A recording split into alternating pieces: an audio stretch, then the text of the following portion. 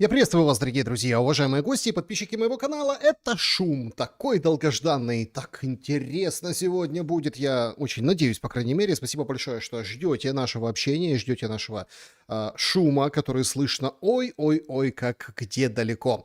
Это проект, который нацелен исключительно на то, чтобы максимально общаться с вами по тем очень злободневным проблемам и тем вопросам, которые вылазят шумно в информационном пространстве. Очень рад тому, что вы из самых разных уголков нашей необъятной планеты. В общем, пишите, откуда вы. Начинаем игру в города. Единственное, что скажу, правила игры в города очень простые. Слышите понравившееся название того или иного населенного пункта, города, страны, части света, в общем, ставьте лайк. И, конечно же, пишите в комментариях, что думаете по поводу того или иного события, заявления, факта, процесса, потому что ваши комментарии здесь в приоритете. Общаемся в чате, естественно. Конечно же, мы, в общем, всячески приветствуем шум в нашей узкой среде. Это вы пишете в рубрику «Колобок, куда мы катимся», на предложку, на электронную почту, свои короткие истории. Мы их с удовольствием обсуждаем, бесспорно. Ну и, конечно, пишите свои комментарии в сообществе YouTube. Об этом поговорим и пообщаемся более плотно в конце. А пока давайте начинать с нашей самой любимой игры в города. Кто откуда? Вот здесь Омская область, уже сразу вижу. Макеевка шумит, Переделки на Ставрополь, шумит Греция, север Салоники. Севастополь, привет. Волгоград, большой привет. Обнинск шумит, Краснодар, Черкассы шумят тоже. Лайк из Севастополя, Крианж, Франция, Прага, контроль на линии. Псков шумит, Одесса шумит. Добрый вечер из Запорожья, и вам добрый вечер. Ханты-Мансийский автономный округ тоже на связи, прекрасно. Значит, с нами также Лангепас, это тот самый Ханты-Мансийский автономный округ, Полтавская область шумит. Глазов шумит, Тбилиси шумит, прекрасно. Донецк шумит, Занзибар, Южный Урал, замечательно. Луганск, Финляндия, Баку на связи. Отлично. Остров Кунашир, Курилы на связи. Ой-ой-ой-ой-ой-ой, как далеко, ничего себе. Спасибо большое за то, что Курилы тоже с нами. Ставрополь, Париж, Бердянск, бременские музыканты шумят, я так понимаю, из Бремена. Эссен, всем привет, привет, Оренбург, Сибирь, значит, с нами Даугавпилс. Кукуева, ну вот такое, Кукуева тоже с нами, шумит Крианш, да. Тель-Авив шепотом шумит. Да, Новгород Великий, привет вам и Пскову, да, спасибо большое, приветы друг другу передаете. Винница тоже, Измайлова на связи. Оболонь с вами, Киев, большой привет, Минск шумит, не пропускаем, спасибо большое, про Беларусь сегодня поговорим обязательно. Юрий, значит, на связи. Так, значит, Ижевск, Афины, спасибо большое, вам большой привет. Констанца, Румыния, шумит с вами всегда. Германия, значит, Германия, Владикавказ, Беловодск шумит, тоже Луганская область, ну или как сейчас, ЛНР. Ямполь, Пермь с вами. Так, добрый вечер из Берлина, привет. Кривой Рог, значит, Казань слушает и любит. Друзья, пока пишите, откуда вы, пожалуйста, проголосуйте. Вот если Трамп начнет опять бомбить Иран, судя по всему, карты или звезды сходятся. Сейчас это модно в Украине. Карты, звезды, да, как еще? Можно раскинуть таро, можно, собственно, погадать на рунах, можно у астролога узнать. В общем, судя по всему, будет вторая волна, потому что Трампу действительно нечего терять, и, в общем, проблемы там какие, а нужно выходить победителем, уверенным победителем. Так вот, судя по всему, вот до конца этой недели, пишет сегодня пресса, будет эта бомбежка Ирана, как это отразится на событиях в Украине, потому что они тоже очень и очень такие яркие и имеют тенденцию к обострению. Варианты. Значит, заморозкой, ну, потому что там парализуется все на свете, и заморозка. Значит, сдачей Донбасса, быстренько как бы типа не сдавая, но уйдут из Донбасса, а Донбасс это означает, значит, контроль над всей Донецкой областью, это изначально приглашение к переговорам, или это военным образом, или не военным, или в общем, что-то начнут решать после Донбасса.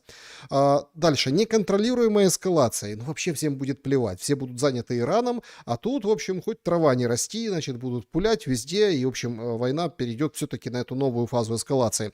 Или еще вариант никак не отразится. Проголосуйте, мы обязательно в конце подведем итоги. Спасибо большое, что пишете. Вот Иран, не смей бомбить Трамп Иран, я завтра влетаю в Египет. Ага, спасибо. Не знаю, Эльвира, откуда вы вылетаете, но, видимо, как бы половина закрытого воздушного пространства Ближнего Востока, вот так давайте я выражусь, но проблема серьезная с авиасообщением. Пионерский, как всегда, шумит. Привет из Чернушки, привет и вам, Сибирь, Алтай на связи, спасибо большое. Касансай на связи.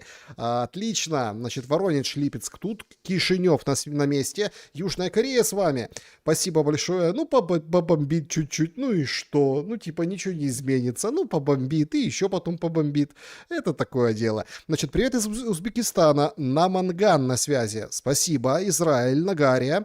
Значит, спасибо огромное за то, что пишете, откуда вы. И отдельно, Усть-Катав, спасибо. Сальверс Борг шумит, Харьков, Сочи, Ташкент, Вельск на связи. Ребята, напишите, пожалуйста, в комментариях, если смотрите в записи, откуда вы это... И комментарии украшает. Ну, я понимаю, что часовые пояса, весь мир фактически шумит. В общем, давайте как бы вот тоже, да, вот присоединяйтесь к этому тренду, напишите, откуда вы, ну, буквально 2 слова, да, потому что география потрясающая у нас.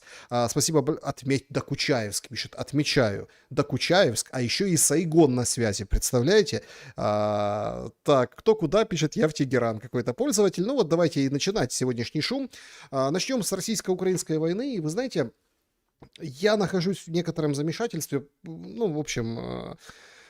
Как бы поделюсь своими мыслями. А вы поддержите или опровергнете, или наоборот скажете: Шелест, ты наивный. Слушайте, с ресурсами беда. Сейчас поговорим. Пресса даже сегодня это подтверждает. Причем, смотрите, даже если не начнется там новая серия в Иране, уже беда. Уже сложности с логистикой, авиасообщением, вообще с керосином для того, чтобы куда-то что-то полететь. Нет, я знаю, всегда говорят, да нет, для военных все будет. Но новых поставок не будет. Проблемы экономического кризиса, они налицо. И в этот момент, ну, вместе с проблемами внутри Украины, вместе с вот этими ударами и приглашением к новой эскалации, тоже, понимаете? И все говорят, нет, война остановилась. Так может она не остановилась, а как бы замерла? Замерла. Эксперты в том, что война остановилась и, в принципе, всех победят. Это вот они находятся в Прибалтике. И вот глава МИД Латвии Байба Браже, Латвии, именно Латвии, та, которая премьер-министр, как бы отворот-поворот говорит goodbye, my love, goodbye. Ровно министр обороны до этого, потому что дроны украинские там пролетали, и, в общем-то, ну, как бы люди возмущены, что это такое, и они опять там полетели недавно совсем. В общем, она говорит, сказать, что российская армия движется со скоростью улитки, было бы оскорблением для улиток. Если бы улитка в феврале 22 года начала движение из Авдеевки и направилась на запад, то к настоящему моменту она тоже добралась бы и до Чехии, и в то время как Россия все еще застряла на Донбассе. Вот такие мощные, скажем так, аналогии, вот это скармливают для плебса. И все прекрасно видят и понимают, что да, Украину поддерживали оружием, поддерживают и сейчас деньгами. Россия тоже перестроила свою армию полностью. Новый тип войны мы имеем. Война по-разному, кстати, оценивается сама по себе, но сравнение с улиткой, которая ползет от Авдеевки до Праги, ну, это, по-моему, уже чересчур. Но вот такая политика, вот такой уровень мышления, вот такое образование, вот такие же и аналогии. Каких вы хотите аналогий? Других. Ситуация с тем, что война идет неспешно, она, между прочим, и среди российских достаточно образованных товарищей выглядит, но совсем по-другому. Не на уровне биологии, ну, имеется в виду улитка, животный мир, а совсем вообще иначе. Потому что, кроме того, что как надо вести войну, да, и почему она вот такая, ну, многие высказывались. Ну, вот высказался физик-ядерщик. Обогатительной промышленности нет. Весь уран от нас. Значит, это Игорь Николаевич Острецов. Да, вот он так, собственно, и говорит. Обогатительной промышленности нет, да. Весь уран идет от нас, имеется в виду, это российский профессор, специалист по атомной энергетике. Перестаньте поставлять, завтра там везде свет погасит. Не поставляйте туда топливо. И вся техника остановится. И война в одну секунду завершится. И никто будто этого не понимает. В детском саду, что ли, мы? Для меня просто это поразительно. Нету войны. Есть кино для придурков. А если это кино, как вы выражаетесь, Для придурков. Цитату давай полностью. почему верхушка нашей страны не заинтересована в том, чтобы Потому что у остановить? них деньги лежат там, которые велит воевать. Все деньги там. Эта война нужна Штатам, потому что сейчас надо отключать Европу от энергии. Чего вы не знаете, что сейчас самая большая проблема – это энергетический кризис. Нефть кончается, сжигать ее нельзя, потому что нефть – это ваша одежда, ваша пища. Еще Менделеев говорил, что сжигать нефть – это все равно, что топить ассигнациями. А сейчас ее осталось, если остатки сожгут, вы же будете голыми ходить, и есть вам будет нечего. А вся энергетика должна быть на базе атомной энергетики. А атомная энергетика может быть только по моей схеме. Неужели это непонятно? Это проще парной репы. Ну какая война, если бы к Сталину пришли бы и сказали, давайте Гитлеру будем поставлять нефть, а то ему на танке не хватает. Зато он нам будет платить марками. Что бы Сталин с ним сделал? Понятно, что он с ним сделал. В мягко говоря. Берии бы отправил. Да, к Берии отправил. Смотрите, понятно, что он, скажем так, ученый, он судит по своей кафедре, он специалист, но так по всем кафедрам. И реально как бы все удивляются, а что такое? Ну, то есть, а почему все вот так? А чем торгуются? Есть контраргумент вот этих, скажем так, отраслевых, цеховых даже, где-то можно выразиться, версий, что а как, мол, пережить было России вот эти все санкции все на свете, тем более, что на уран-то как раз-таки все нормально, ну, с ураном, да? Но вот эта его сентенция, что нефть кончается, это прям очень интересная вещь. Это именно взгляд в глубину ученого российского. В том плане, что действительно нефть сейчас это все. Менделеев говорил, сжигать нельзя. Но понятное дело, идет переработка. И как раз-таки Украина лупит по переработке, Украина...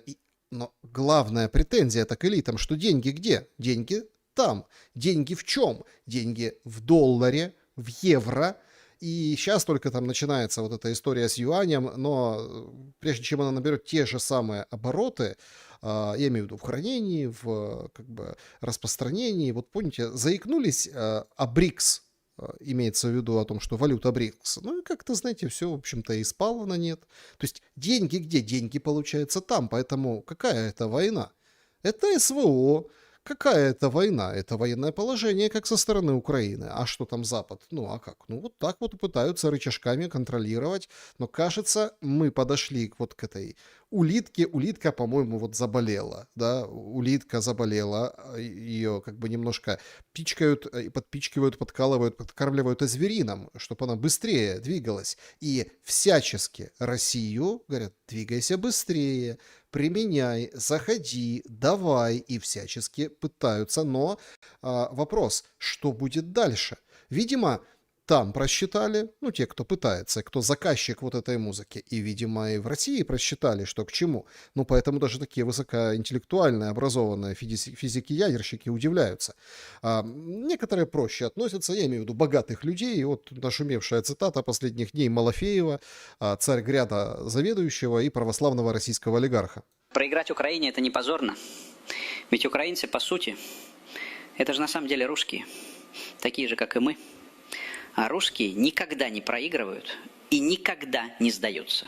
Вот так вот. Никогда не проигрывают, никогда не сдаются. С зеркалом воюем. Тоже старый, достаточно устоявшийся нарратив. Почему? Потому что можно сколь угодно там шить шаровары, выкрикивать о том, что Бандера наш герой, но по сути война и движок войны именно на горбу нормальных, получивших образование в советской школе людей. Людей, которые плюс-минус ориентируются на местности, понимают, что к чему, и, конечно, там пытаются с помощью специалистов Запада как-то вот это все применить плюс-минус на поле боя. Украина полигон, это всем понятно, но инженеры на местах этого полигона, именно вот эти люди с советской закалкой, с нашей ментальностью, разница между которыми достаточно невелика. Хотя, безусловно, разница есть. Уже сейчас прошло там больше 30 лет, да, вот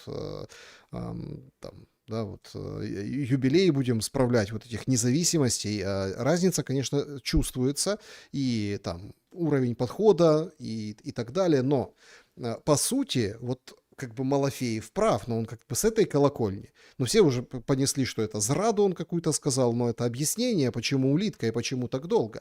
И почему те или иные инновации внедряются таким или иным образом. Ну вот вам, пожалуйста, русский, сменивший, косящий под еврея, вот этот Шиллерман, который сейчас генеральный директор Firepoint, он приходит к Янине Соколовой и говорит: слушайте, да мы за одни сутки можем отрубить просто России переработки. Представляете? Ну, да, какой русские с русскими воюют, пожалуйста. Ну, правда, он перекрасился под еврея, потому что окружение верхушки, там, Миндичи и все остальные, да, вот такое. Ну, ничего страшного. Задолжал там, уголовные дела на нем в России. Нічого, нормально. Гасіть, Росію собирається. Послухаємо. Ми перший раз за всю історію маємо реальний шанс зруйнувати Російську імперію. Ми можемо за одну добу перекрити весь нафтовий експорт Росії у Балтійському і у Чорному морі. За одну добу. Просто, да, дуже просто. Як це за одну добу? Ну так, Вообще, ну что, как это? Как это? А что мы тогда это вот Ваньку валяем? Вы что? Разрушить? У нее, смотрите, аж глаза загорелись. Разрушить Российскую империю. За одни сутки все погасить. Представляете? Всю нефтепереработку. Имеем реальный шанс, говорит. просто ви оголошуєте морську блокаду. Далі підлітає к танкеру дрон. І вмикає 16-й канал міжнародний, кажуть: шановний танкер, якщо ви за 15 хвилин не зміните напрямок руху, ви будете атаковані в входове відділення. Якщо танкер починає стріляти вас, то все вже це не танкер, а військовий судно, ви його прямо в рубку. Херак. А якщо він не змінює, в виходову часть. Херак і все. Це Вот так вот. 16-й канал, подлетает дрон, говорит: танкер, давай, вали. А если не меняешь направление, мы тебя прям в рубку, прям раз этот дрон, все. Ну, они ж, наверное, стреляют холостыми, наверное, там, на этом танкере. Но это дело такое. Пиратство? Да. Международный терроризм? Да. Но это же война, мы же имеем шанс. Представляете, какие он методы рассказывает? Вот оно будущее, вот оно, вот они на что. Вот они о чем сидят и думают там. И смотрите, как ей хорошо стало. Слушайте, вообще, Янинка только ж снималась в российских сериалах. Ну ладно. То есть подлетает к танкеру дрон, там говорит: все, нет, открываешь огонь, сопротивляешься, все, останавливаем танкер. буде коштувати дуже-дуже мало для нас. Да, мабуть, росіяни нам закроють весь порт Одеси, да? Але Да, ну закроют порт Одесса. Ничего страшного, море чище будет, не будут там всякие. Ну закроют, подумаешь, а что мы? Морем единым, что ли? ми закриємо сотні мільярдів доларів від нафти, які вони можуть продавати зараз. А ще з екологічної точки зору. Ми ж самі купаємося у Чорному морі. Навіщо нам тут, щоб Таманька, так говорили, лилося в море? Значить, легше просто не давати танкерам туди заходити. І все. Нехай вони там Таманька стоїть собі, все. Да, не надо туда заходить этим танкером, они вообще там, зачем это, горит, там это Туапсе, еще там волнами принесет, Крым, там, да, вот эти все. Нет, будем купаться. То есть, ну, смотрите, да, они нам закроют порт Одесса.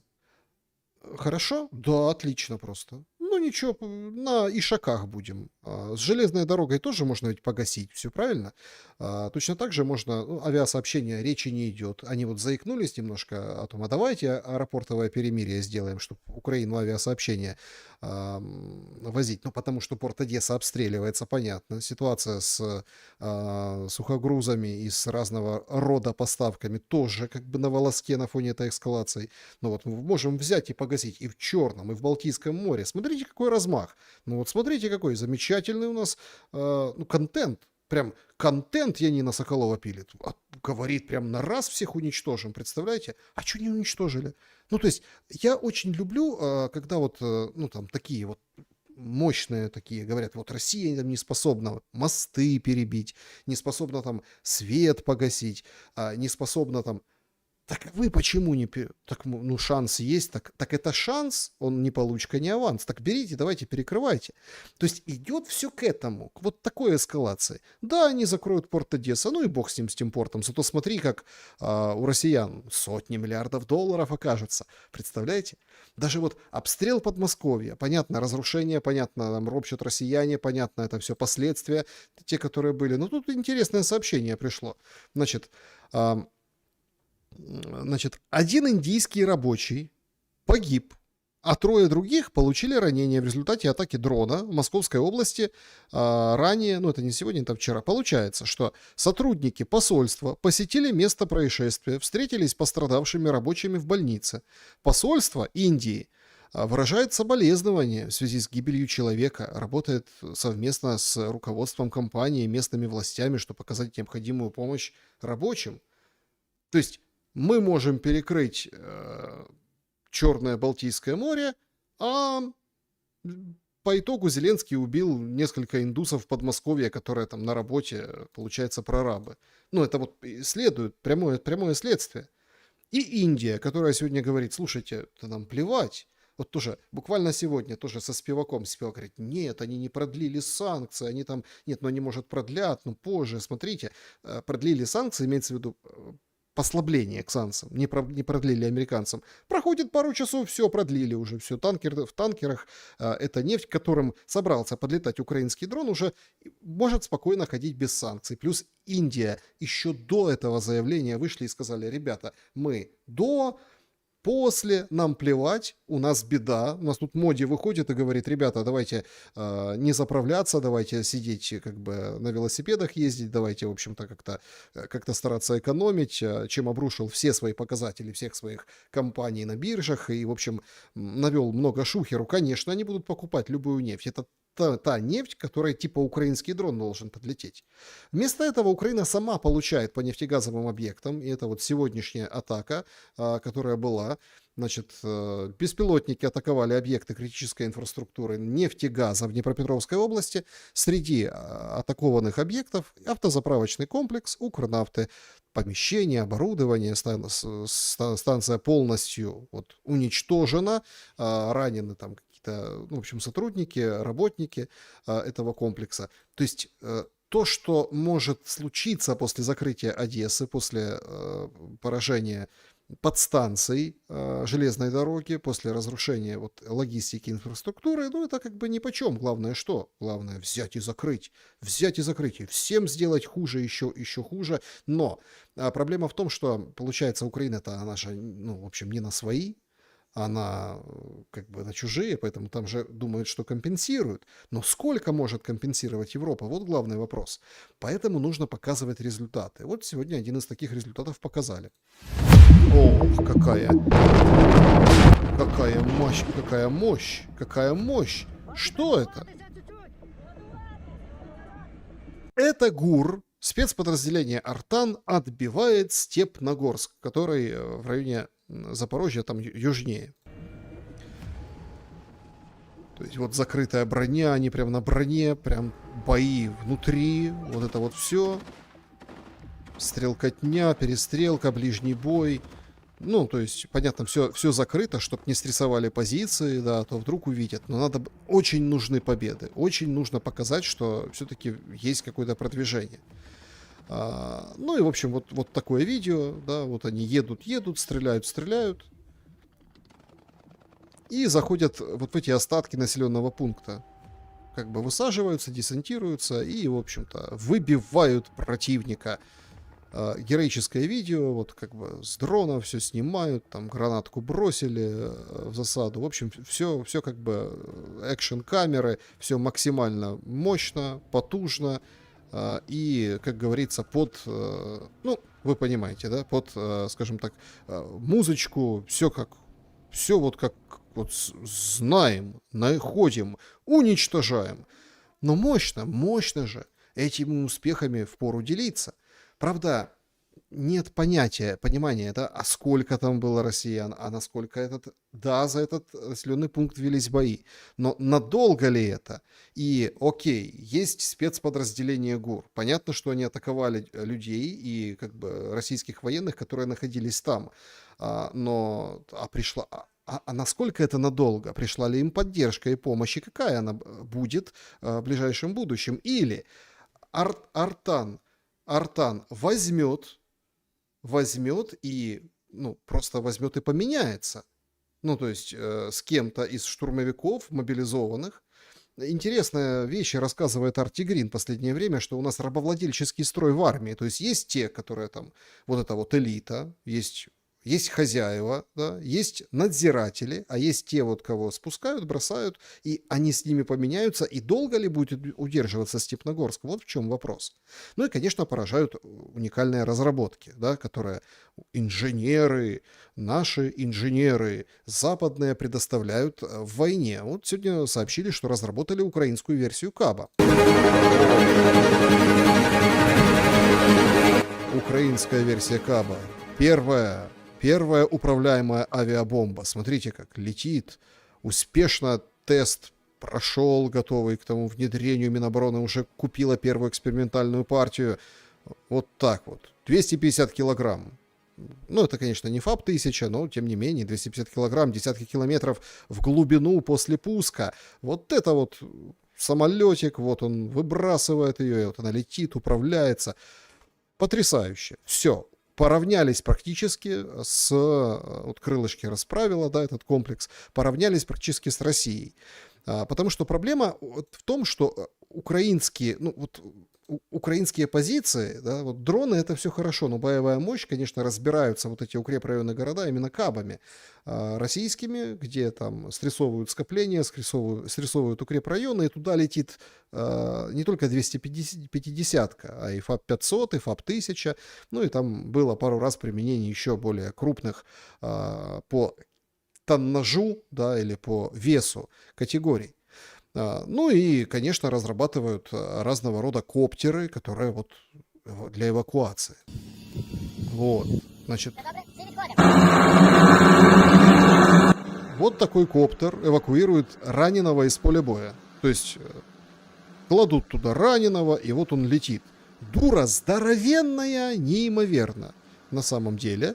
Но, тем не менее, вот такое достижение где-то там в глубине Украины на полигоне его протестировали. А чего? У нас же инженеры, у нас же развитие. А вопрос в том, что как бы он видно его, бог знает откуда, и насколько безопасно вот так раненого, которого вот ты загрузил, который там истекает кровью, без сознания, там 300-го вот так перевозить, да, и что будет, если его подбить с вот этими, скажем так, вертолетными крыльями. В общем, развитие бьет ключом. И это очередные, скажем так, победы. Но вместе с этим сообщают, что достаточно, как бы не очень все выглядит очень так радужно. Да? Тут посчитали недавно в сети, сколько нужно для подлета баллистики к Киеву. Да? 2 минуты. Из Брянска, там, Чернигов, Киевская область, Чернигов минута 10 секунд, Киев 2 минуты 25 секунд, из Курска на Сумы там минута 15, Харьков минута 25, Киев и область 3 минуты 40 секунд, из Воронежа в Полтаву, там, Кременчук и Днепр 3 минуты, 4 минуты, значит, из Таганрога, Запорожье, Днепр 2 минуты 20 секунд, Кременчук 3 минуты 15 секунд, из Крыма до Одессы, да, минута 2 минуты 35 секунд, да, до Николаева минута 45. И это в тот момент, когда нет ПВО.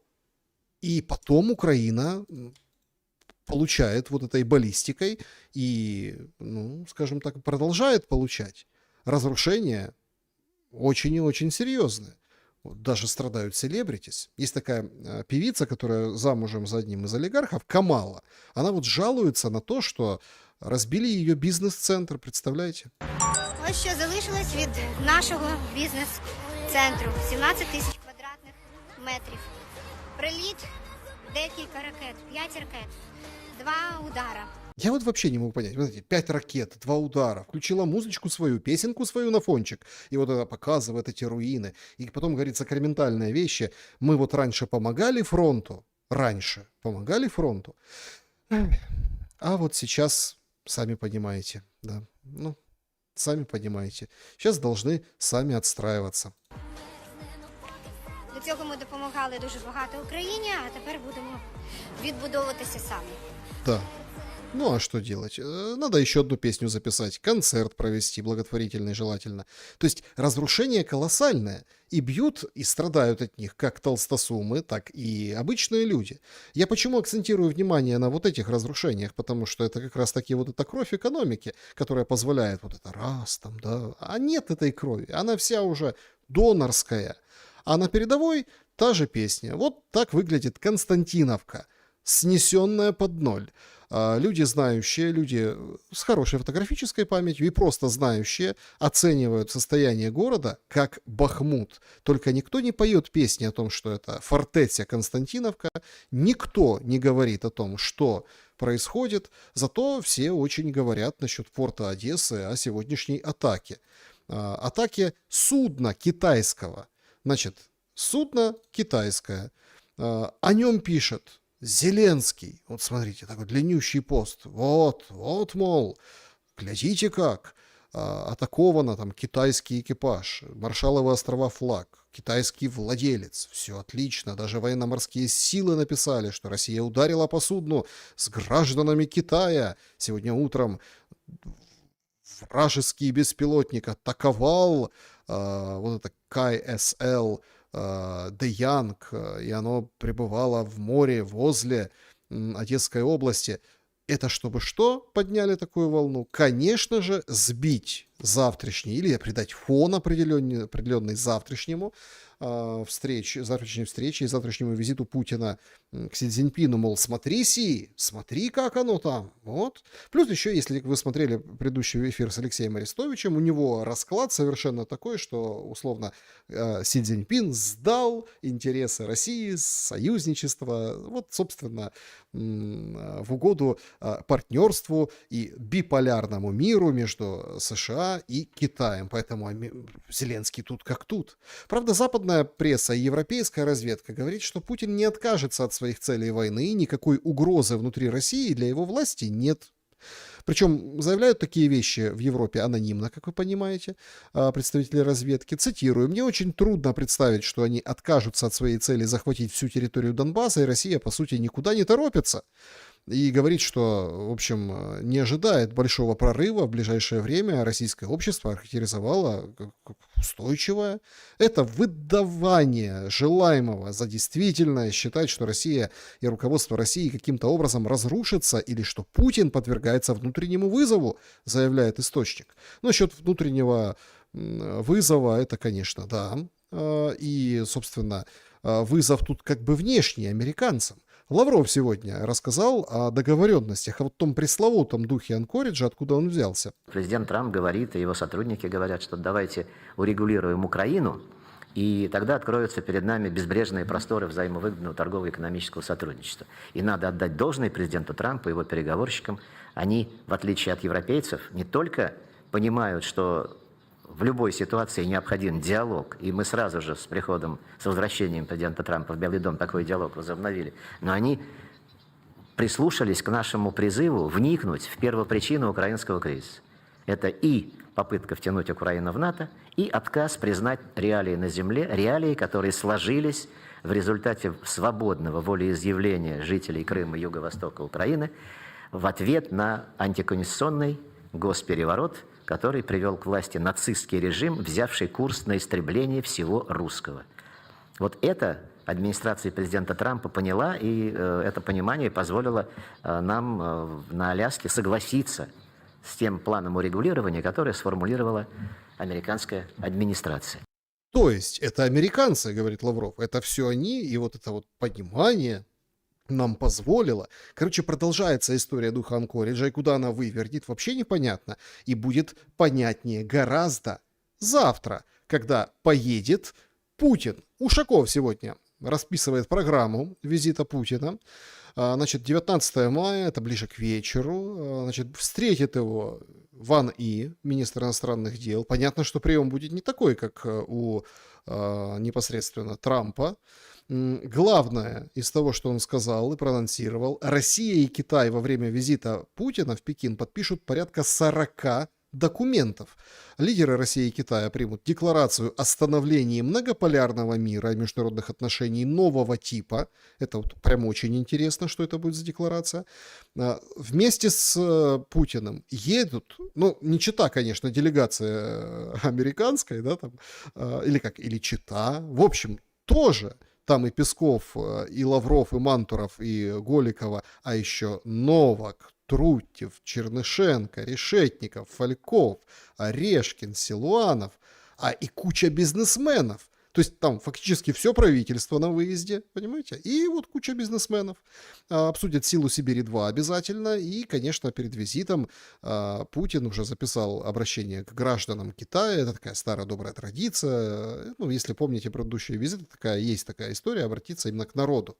Ну и дальше, так вот, между прочим, это будет как бы следующая встреча, будет в Нью-Дели 12-13 сентября. А сегодня западная пресса сразу после вот Ушакова сообщает, что готовится на конец месяца еще одна встреча уже Трампа и Путина. То есть, смотрите, Си Цзиньпин, Трамп, Си Цзиньпин, Трамп, Путин, Си Цзиньпин, а потом Трамп и Путин. Вот это уже очень интересно. Похоже, дух Анкориджа, хоть он уже и кажется протухшим, мертвым, Лавров и так, и сяк, но он не просто так это делает. Похоже, к чему-то-то и вывернется именно к концу мая месяца. Ну, а насчет давления там, на Путина россиян, такой где-то комичный, где-то трагический эпизод на выходных. Один из посетителей Эрмитажа с ножом оккупировал трон царский, не подпускал к себе. В общем, охрана пыталась его вывести, не получалось. Ну, в конце концов, Росгвардия вывела. Оказался этот человек несчастным бизнесменом, который прогорел на своем бизнесе. И, в общем, проблемы одолели. И вот слетел с катушек дядька, соответственно, ну, был наказан. Его все-таки, конечно, скрутили, вывели от вот этого большого экспоната. Но вернемся к Трампу. Да? Трампу сегодня отправили недвусмысленный сигнал, что на Кубе, его базе Гуантанамо, никто не рад. Это незаконно захваченная территория. Министр иностранных дел Кубы Бруно Родригес Парилья говорит, единственная иностранная военная база на Кубе, единственное иностранное военное присутствие – это нежелательное присутствие военно-морской базы Гуантанамо, которую США захватили на нашей территории. Соответственно, пора и честь знать. Плюс во все обсуждаются планы. Ну, поскольку там кружат беспилотники, авиация над Кубой, и хочет Трамп захватывать, а там говорят, да мы купим у России и Ирана дронов, они нам их поставят, и будем кошмарить, вот, собственно, восточное побережье Америки. И вот тут уже как бы становится не совсем приятно, лицеприятно на фоне вот этих новых терок с Ираном. Новая фаза энергокризиса летом, об этом уже вовсю сообщает Financial Times. По информации источников, около 80 стран ввели чрезвычайные меры для защиты своей экономики, и главный экономист компании Абердин Пол Дигл заявил, что цена за баррель нефти сорта Brent будет достигать $180 легко уже этим летом. Вместе с этим, конечно же, Axios, который, ну, у них есть инсайды в Белом доме, сообщают, что новое иранское предложение не содержит значительных уступок, в общем, недостаточное для сделки. Это пишет у себя в соцсетях Барак Равид и говорит, что ой-ой-ой, нет. Значит, чиновник какой-то ему слил информацию, что США придется продолжить переговоры с Ираном при помощи бомб. И тут как тут. Вот вроде уже забыли. Он же вроде удалил из друзей Нетаньяху. Он же вроде бы как уже все, и с Трампом распрощался в соцсетях. Уже все, ушел, гордо подняв свой иранский нос, наследник Шаха. Нет, появляется снова. Слушайте, не стыдно ему? Это угроза не только собственным гражданам, это угроза не только странам региона, это угроза всему свободному миру. И поэтому, когда мы говорим, что теперь перед вами раненый зверь, это не та возможность, которую стоит упускать. Это шанс завершить дело и покончить с этим. Шанс завершить и покончить. Представляете? Реза Пехлеви появляется. Тут как тут. Сразу же, как только вот чем-то запахло, когда Линдси Грэм начал призывать, а давайте бомбить опять, и Трамп уже начал, уже вот они, оппозиционеры, пожалуйста. Ничего не стесняются даже провала прошлого, своего, имиджевого, капитального. А в самой Америке, правда, не очень с энтузиазмом встречают вот эту историю с возобновлением бомбежек Ирана. Вот такие наклейки появляются на американских заправках. В цену включена надбавка за операцию прикрытия материалов Эпштейна.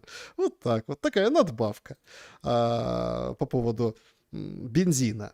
Ну и, конечно же, да, госдолг США растет. 250 миллиардов плюс с 39 до 39 250 триллионов, значит, за 2 месяца. Причем при текущей ставке ФРС выплата процентов на его обслуживание по итогам этого года снова превышает $1 триллион. Это много на самом деле. Плюс вот по поводу заправок сообщает Newsweek, хакеры, которые связаны с Ираном, те, которые Пателя взломали, там почту и видео распространили, где он танцует, вот эти все хакеры иранские, они вообще причастны к взломам компьютерных систем на заправках. по всей территории США, между прочим. Автор утверждает, что пока нет сообщения о физическом ущербе, да, но санкции, ну, как бы на станции могут пролиться тысячи галлонов опасного топлива вместо источники водоснабжения. Хакеры могут подделывать данные об уровне запасов, вынуждая дистрибьюторов прекращать поставки топлива и создавать искусственный дефицит. Короче, могут все поломать. Все поломать и, судя по всему, ломать будут. В общем, нарастает, очень серьезно нарастает противостояние, и, судя по всему, до конца недели, как пишет западная пресса, нечто произойдет. Мерц зато поддерживает целиком и полностью внезапно Трампа. Говорит, полностью поддерживаем, значит, с Трампом созвонились, обсудили урегулирование конфликта. Значит, Иран больше не должен держать регион, весь мир в заложниках, ядерная программа должна быть прекращена, не должно быть нападений на Израиль, на наших партнеров в регионе. Иран должен вновь обеспечить свободный, беспрепятственный проход через Ормузский пролив. По словам канцлера, он уже договорился с президентом США Трампом о взаимодействии стран по достижению вот этих целей. Примечательно, что Трамп, в свою очередь, на фоне вот Ормуза, да, вот сегодня Reuters оценивали запасы Ормуза, и что из-за закрытия этого пролива коммерческих запасов нефти хватит только на несколько недель. Это Международное энергетическое агентство заявило, Фатих Бироль. Добавляют, что старт пассивного и туристического сезонов спровоцирует необыкновенный рост на дизель, удобрения, авиатопливо, бензин. Короче, вешайтесь, если в течение недель не разблокировать Ормуз. А Иран, в свою очередь, делает вообще все красиво. Он говорит, а мы кабеля обложим Данию. У вас там проходят кабеля Google, вот эти Amazon, а мы их возьмем и чик-чирик. Чик-чирик, как говорится. Или платите нам. А чего они тут у нас лежат, эти кабеля? То есть Иран продолжает действовать креативно. И судя по встрече Трампа и Си Цзиньпина, вот никакой разрядки по сути не наступило. Более того, советники Трампа опасаются, что Си Цзиньпин вот после этого всего реально вторгнется на Тайвань. И в течение 5 лет цепочка поставок чипов в США вообще не будет к этому готова.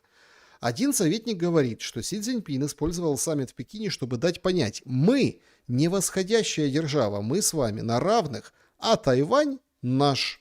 Ну или как Си Цзиньпин, Тайвань мой.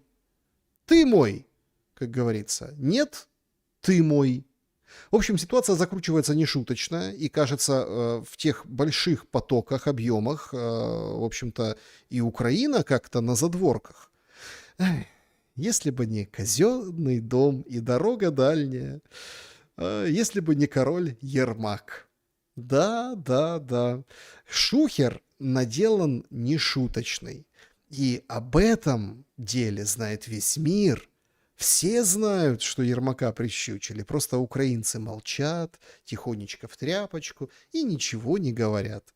Вышел на свободушку, откинулся, с кичи, первую ходку фактически отмотал. Андрей Борисович. Андрій Борисович, Українська правда. Чи відомо вам станом на зараз, хто і в якій кількості відносин до вас застава? Ні, я знаю, що багато. Чи були у вас якісь попередні домовленості? Ні. Скажіть, будь ласка, ви сиділи... Ну, явно, как бы, лицо у него, скажем так, такого обгадившегося шарпея. Это лицо у него, в общем-то, сопровождало его и в течение, в общем, судебного процесса и вот других этих пресс-подходов. Отвечает коротко. Знали ли вы, особенно мне понравился провокационный вопрос, а знали ли вы, что кто-то в последний момент не скинулся вам? Не скинулся? Говорит, нет, не знаю. Ну і пішов. Це ж таки в платній камері чи звичайній? Так, я сидів. Це ж таки змогли внести, так? Так, адвокат її проплатив. Чи знаєте ви, хто в останній момент відмовився зносити за вас заставу? Ні, не знаю.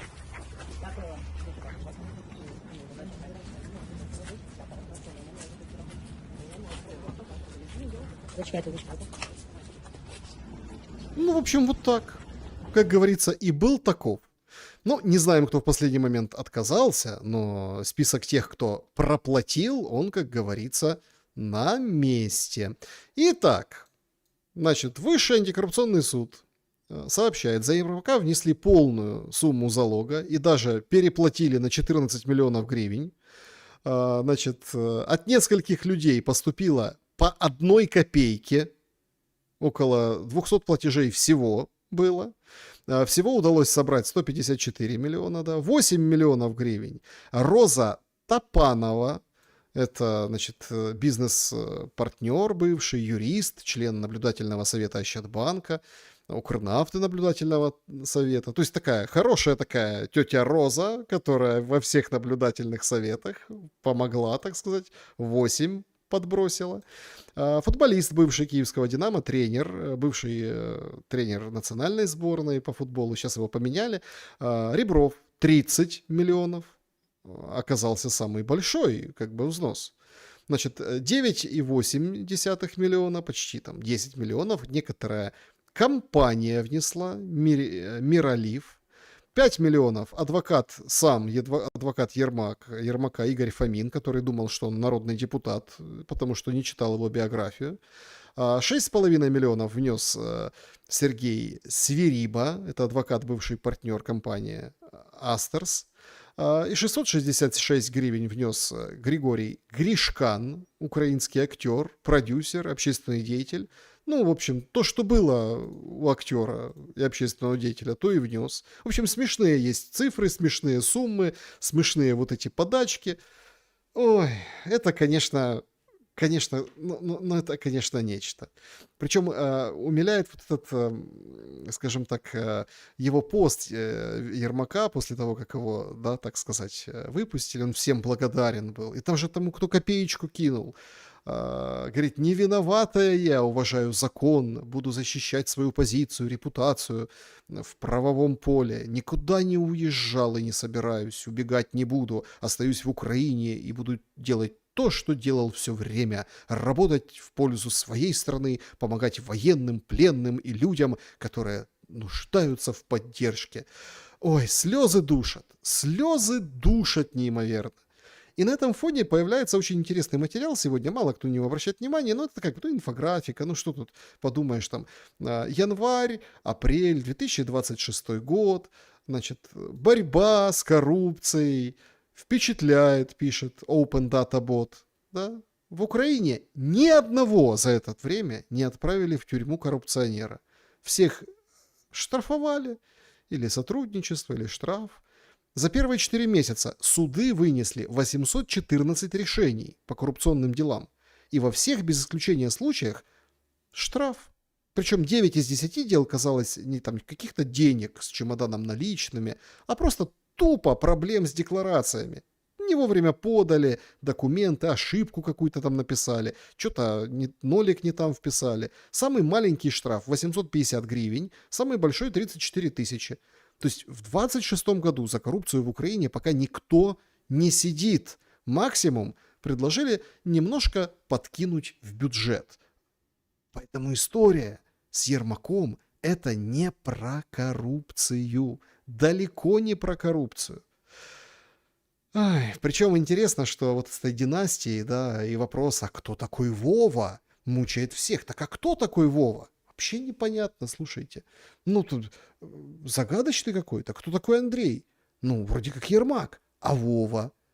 Вот Венеславский говорит, слушайте, что вы вцепились за эту династию?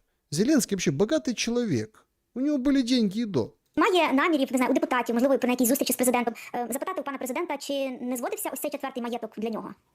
Ну, я не знаю, чи є такі наміри, чи немає намірів таких у народних депутатів, але я хочу нагадати, що на момент, коли Володимир Зеленський став президентом, він був достатньо багатою людиною, яка могла дозволити собі багато таких будинків купити. Інше питання, чи дійсно це будинок його, чи не його, ну, напевне, це вже має встановити органи досудового розслідування в процесі такого розслідування. Я думаю, що під час спілкування з депутатами, якщо хтось буде вважати за потрібне уточнити це питання, ну, напевно, може уточнити. Хоча, ну, я не бачу в цьому на сьогоднішній день такої якоїсь суттєвої значущої події, окрім того, що це відбувалося в умовах війни, все решта, якщо це, скажімо так, допустити, що це будинок будувався для родини Зеленського, то він має достатньо багато грошей, які задекларовані, зароблені ним в попередньому житті, які дозволяють йому побудувати чи придбати таке житло.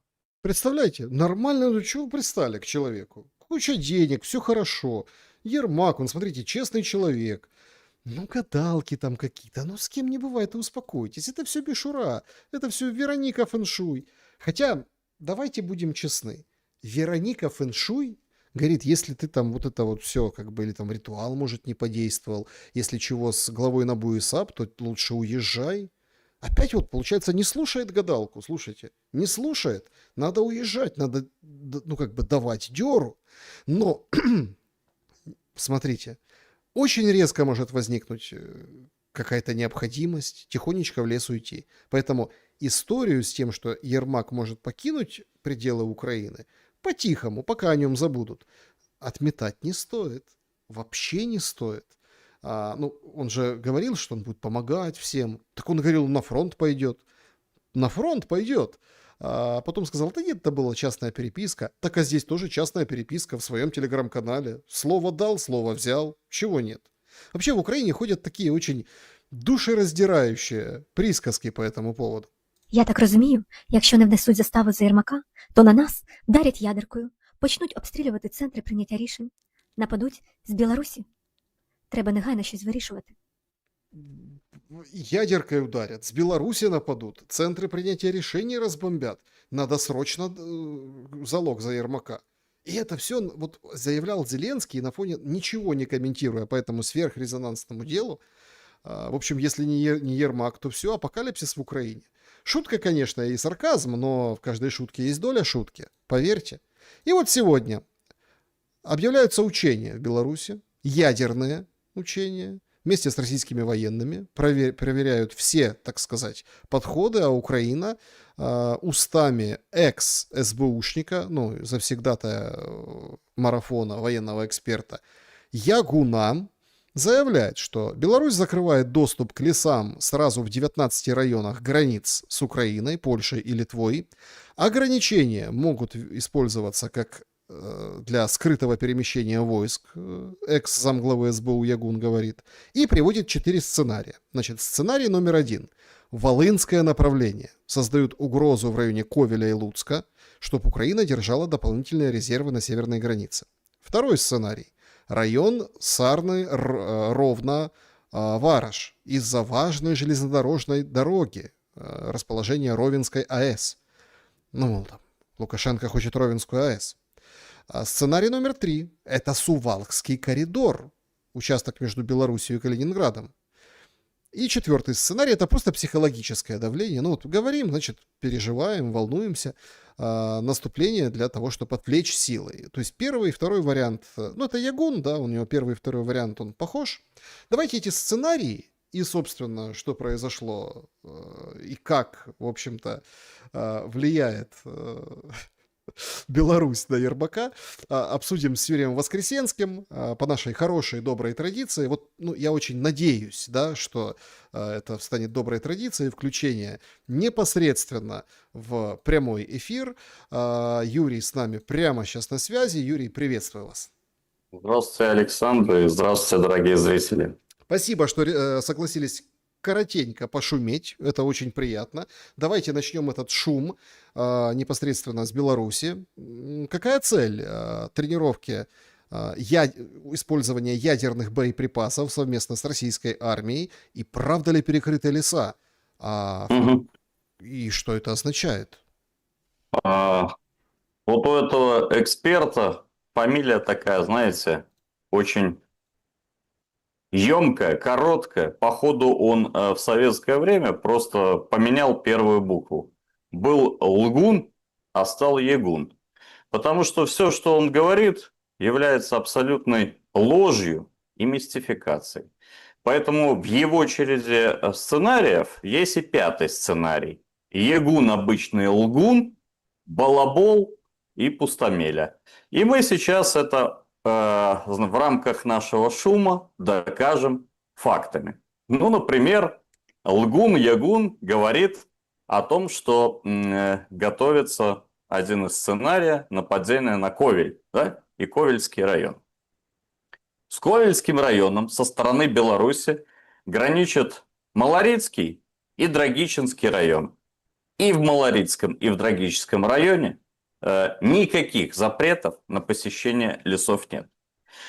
Кроме того, вот эту карту, которую украинские паблики сегодня опубликовали, она является абсолютно лживой. Вы понимаете, это все в канве украинской власти. Ведь не составляет никакого труда, дорогие зрители, Александр, открыть сайт Министерства лесного хозяйства Республики Беларусь.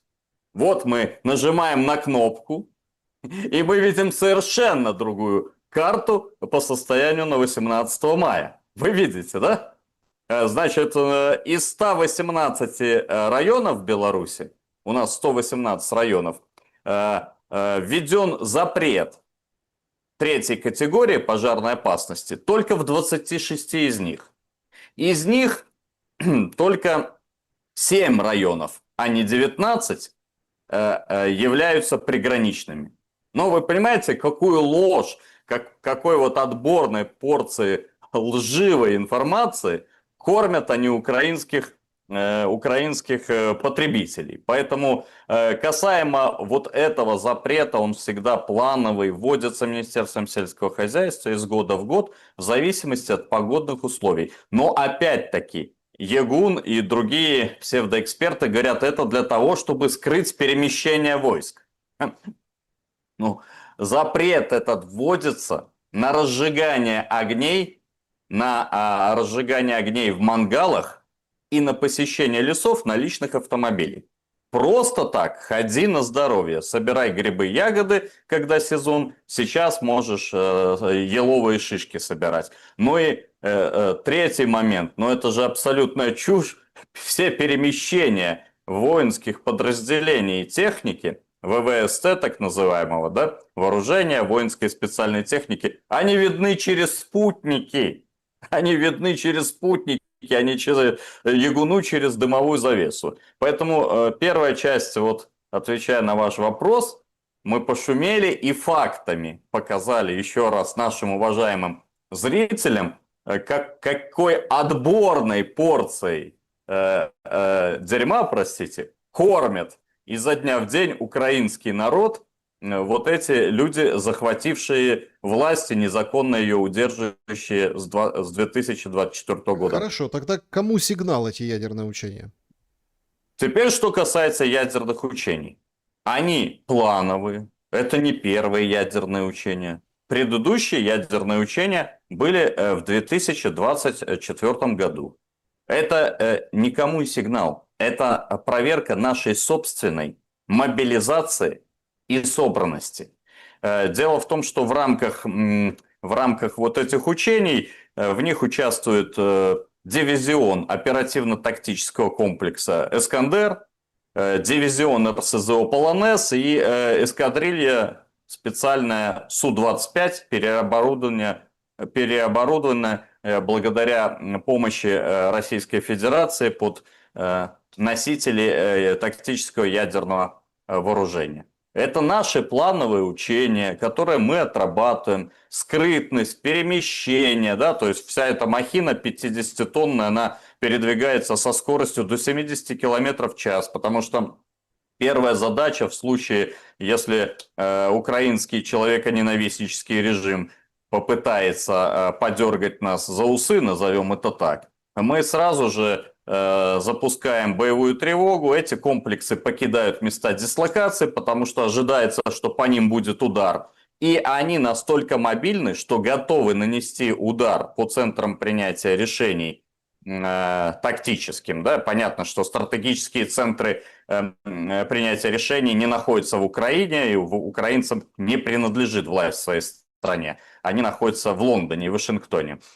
Частично в Брюсселе, может быть, на самой, так сказать, последнюю очередь. Поэтому вот эти комплексы готовы нанести сразу же ответный удар. Мы много раз говорили, что у нас красных линий нет и не будет. У нас нет тактической глубины.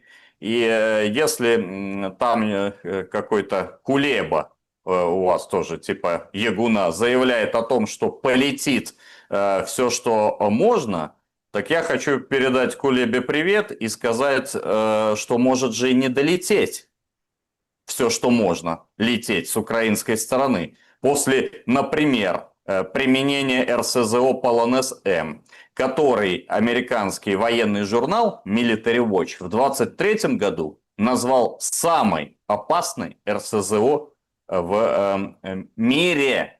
В мире. У него, допустим, у Полонеза он тоже переоборудован. Мы в прошлом году говорили, что рассматриваем этот вопрос переоборудования снарядов на возможность применения тактическим вооружением наши уже отечественные РСЗО, не только Искандеры. Вот. Сейчас 26-й год, но мы молчим пока, но, как вы понимаете, за слова у нас в Беларуси привыкли отвечать. Поэтому этот комплекс очень опасный для украинского режима.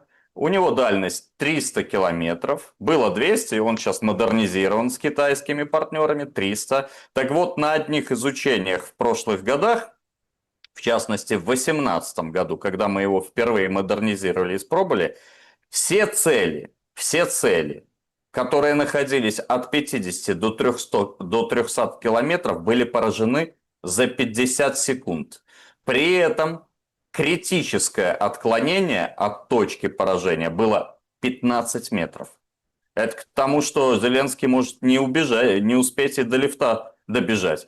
Поэтому мы в 100-й раз говорим, что наша доктрина, которая опубликована, она носит оборонительный характер, она запрещает какие-то наступательные, даже превентивные операции, и мы исключительно отрабатываем возможность провокации со стороны украинского режима, потому что, если вы обратили внимание, с января этого года, как заколдованные, наверное, под действием каких-то Вероник или, может быть, Стармеров, они прицепились к Беларуси, белорусскому президенту, белорусскому народу. Вот и все, вот и весь смысл этих учений. Исключительно отрабатываем мобильность и необходимость ударов по центрам принятия решений в Киеве, Варшаве и Вильнюсе. Ну, еще один вопрос по поводу вот этой шутки, которая расходится в народе, о том, что вот если за Ермака не внести, то это ж, смотрите, и из Беларуси нападение, и все будет. Зеленский, правда, в последнее время зачастил вот этими сообщениями о том, что вот сейчас мы готовимся, мы готовы. Перебивает скандал с любимым Ермаком. Ну, как коллега его, ну, в прошлом коллега, потому что с 24 года Зеленский не имеет права называть себя президентом, он военный узурпатор. Ну, вот как его американский коллега Эпштейна перебивал Ираном и Мадурой, так и они перебивают повесточку, потому что на самом-то деле все, что мы узнали, это шок. Вот понимаете, мы даже в Беларуси находимся в таком шоке, что у вас там какая-то секта, понимаете, секта сатанистов, все с этими какими-то бусами ходят. Мы, когда это, я вам скажу честно, для ваших зрителей, уважаемых, для вас, Александр, мы, честно говоря, думали, когда в эфирах это говорили, вот эти сатанисты, что мы преувеличиваем, понимаете? Ну, между собой, слегка чуть-чуть, да, знаете, для медийки, для красного словца. Слушайте, мы преуменьшали.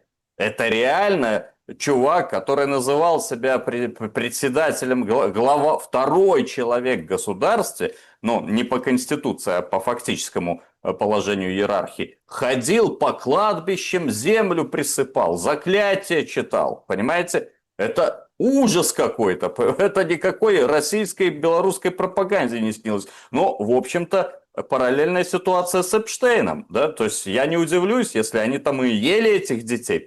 Потому что бочки-то с кислотой. Доказано, что они заказывали. А кислота-то не найдена. Понимаете? И вот этот Ермак особенно возмутило, что он рядился в тогу такого патриота. Тогда говорил, я пойду, значит, на передовую, ну, пусть и в частной переписке. И тут взял 140 миллионов. Так ты прояви свою гражданскую позицию и скажи, вы знаете, а я не выйду из СИЗО, пусть эти 140 миллионов пойдут в ЗСУ на помощь раненым, на дроны. А он, смотрите как, выскочил оттуда. Ни дня фактически, там, ну, пару дней там посидел. Вот. Лучше бы он отдал на армию эти деньги, А мы б уже ходили к колдунам и шаманам и за приворотом для Ермака и его сокамерников. Например, вот эта ситуация была бы гораздо лучше Нет, ну и полезнее. он в одиночке, платной камере, со всеми удобствами. Говорят, нормально. Посидел 3 ночи, все хорошо. И вот, кстати, еще возмущает момент, который мы всегда в эфирах говорим и упоминаем, что десятки тысяч, ну там разные цифры, от 7 тысяч до 46, кто-то называет тысяч, людей находятся в застенках у режима Зеленского в качестве политических заключенных. И мы каждый эфир говорим об этом, что Зеленский, одумайся, выпусти своих граждан, которых ты пачками туда посадил.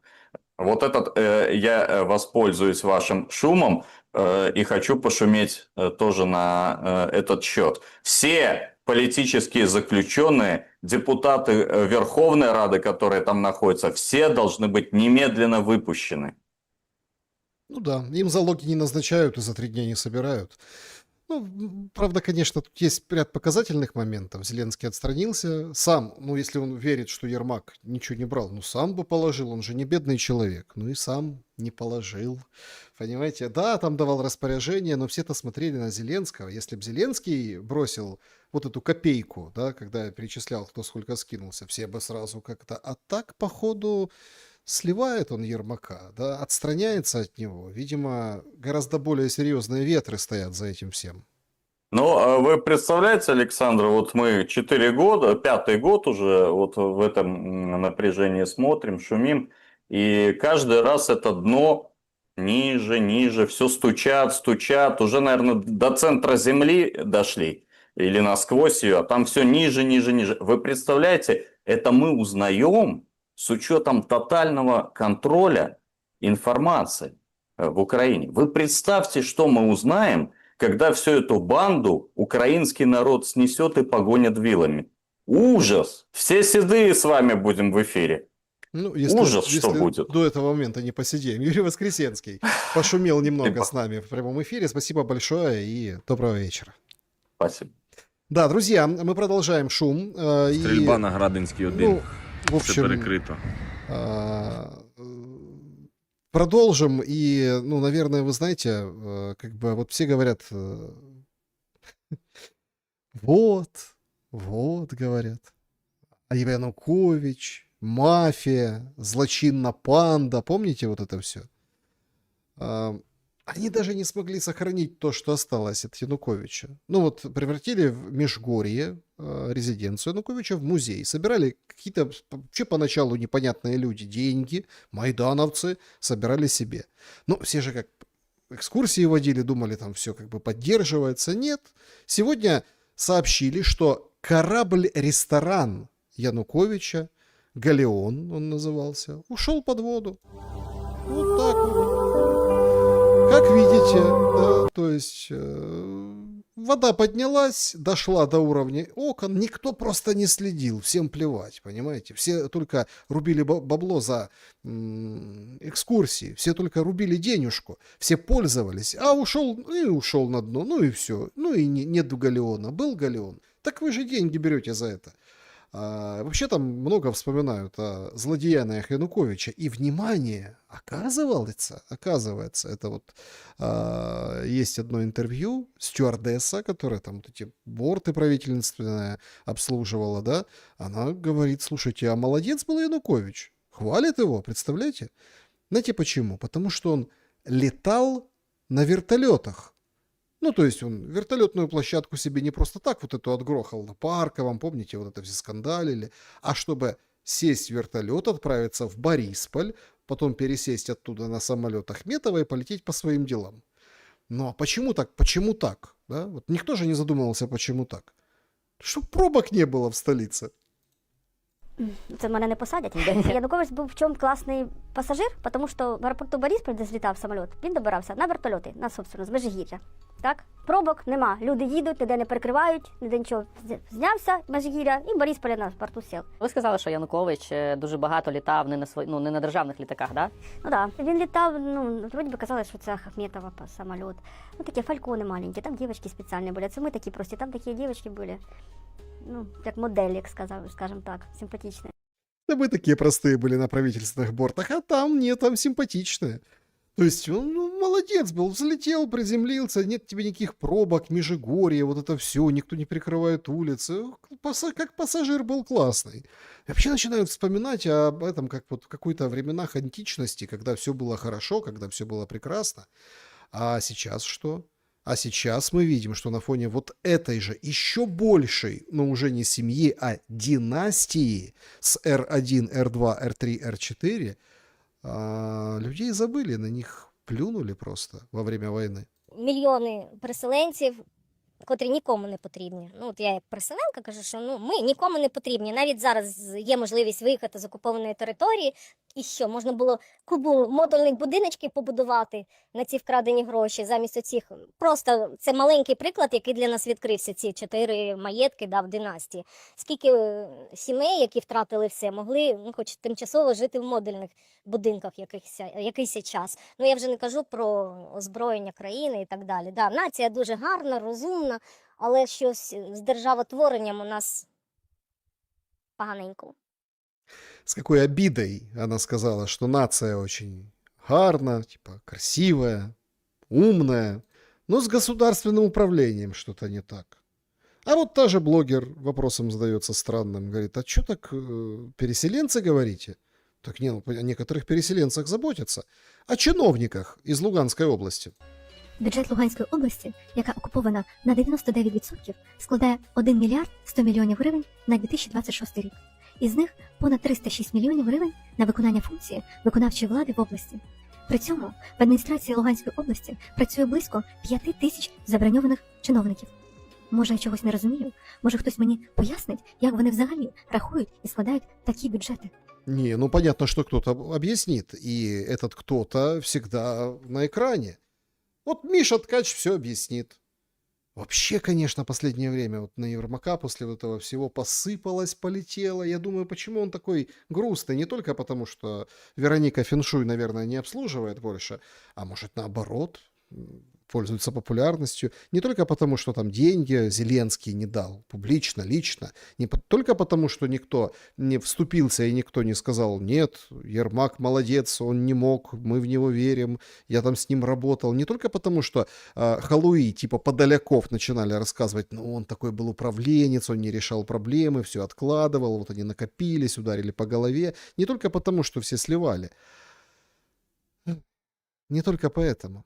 А еще и потому, что, в общем, перспективы-то ой-ой-ой какие. Все показали, кто есть кто, эта ситуация срывает маски, и что, собственно, дальше? Забвение получается только лучший путь для Ермака, потому что полетел от того же Миши Ткача. Думаю, перше хотілося б сказати про той абсурд, який влаштував Андрій Єрмак. Зрозуміло, що це та людина, яка блокувала будь-які реформи, зокрема стосовно мобілізації, оборонної сфери, зокрема, яка блокувала призначення того ж Федорова на Міністерство оборони ще з 23-го року, влаштовуючи різні інтриги і так далі. І це та людина, яка... То есть он Федорова блокировал, представляете? ТЦК реформы из-за него нет. Вообще он во всем виноват, этот Ермак. Ермак во всем виноват. Всех собак, все шишки можно на него. Вот поэтому. А светлый облик Зеленского, конечно, ни при чем. А то, что они спали вместе, в теннис играли, фильмы слушали, смотрели, всякие, скажем так, в спортзал ходили. То, что он был у него на ухе, это всех отодвинул, потому что это как ниточка с иголочкой. А всем плевать. Всем абсолютно плевать. Ну, это Федоров. Как бы... Парень-то хороший. А толку? Вот сегодня Бужанский, народный депутат от «Слуг», по мажоритарке, Днепровский, да, по-моему, по мажоритарке, могу ошибаться. Бужанский сегодня выступил, говорит, конечно, Ермак-то мешал Федорову, но сейчас-то не мешает Федорову, а Федоров что? Все от него же ждали что? Решение вопросов с ужасами ТЦК. Ну так а где? Возвращаясь к предыдущему посту. Вообще, знаете, вот очень-очень странно получается. Нас пытаются убедить в том, что Федоров замечательный. Мы же не против, да, замечательный. А где реформа ТЦК? Говорят, нет, смотрите, он классный. Мы говорим, да, а где реформа ТЦК? Украинская правда нам пытается сказать, смотрите, Федоров просто супер. Мы говорим, да, вообще никаких сомнений нет. Так а что с реформой ТЦК? Общественные активисты антикоррупционные говорят, послушайте, Федоров это топчик. Мы говорим, да, смотрите, я же сам его назначил министром обороны с удовольствием. А до этого назначил несколько раз, причем министром цифровой трансформации. Я знаю, что он классный. А что с реформой ТЦК? Нет, подождите секундочку, но он же реально вот самый прогрессивный. Я говорю, самый. Это так. А почему не выполняется закон? Не. Он, наверное, вероятный кандидат в президенты. Я говорю, он безусловный кандидат в президенты. А закон про мобилизацию почему не выполняется? И так по странному бесконечному кругу. Нас пытаются убедить в том, что Федоров просто прекрасный парень. Я с этим полностью согласен. В том, что он хороший министр обороны. И с этим я согласен. Обратите внимание, я ни разу не коснулся его деятельности на посту министра обороны. Ничего. Кроме вопроса, почему продолжается русификация. Вместо этого нам рассказывают, что блокировалась реформа. Ну хорошо, сейчас уже не блокируется реформа. Можно услышать это? Можно услышать о том, почему не выполняется нынешний существующий закон о мобилизации. Нет, про это мы ничего не говорим. Такое впечатление, что мы говорим о разных вещах. Но только всю страну интересует только одна вещь. Ее интересует прекращение русификации. Ее не интересует, хороший Федоров парень или плохой. Пусть будет хороший. Ее интересует прекращение русификации. Ее не интересуют шансы Федорова как кандидата в президенты от грантовой тусовки. Хорошо, пусть будет кандидатом в президенты. Пусть выиграет президентский выбор. Тогда, когда разберется с русификацией. Ее не интересует цифровизация. Ее не интересует вообще ничего. Всю страну. Ее интересует, когда процесс мобилизации вернется в законное и цивилизованное русло. Так, как это приняла Рада весной 24-го. Но мы почему-то не слышим ответа на этот вопрос. А почему? Ну так ответ понятен почему. Потому что это бусификация, это прямое распоряжение Зеленского. Зеленского. Тут не понимаете, в чем дело? Зеленский в курсе про династию. Ну, ясное дело, что он знает про династию. Это R1, хоть там сейчас все делают лица. Зеленский в курсе, какая идет мобилизация. Он все видит. Он дает на это карт-бланш и распоряжение. Поэтому вот этот вот публичный приказ, а ну-ка, Федоров, разберись, сделай цивилизованно. Потому что это бред. Он всем управляет. Он не позволяет вот так вот менеджерить кому-то в стороне. Он стоит за вот этими случаями бусификации ужасными. Только такой ответ самый адекватный, самый очевидный. Ну а по поводу, конечно, вот это я назначал Федорова, с правоохранительного комитета депутат. Слушайте, сегодня попалось мне... Ой...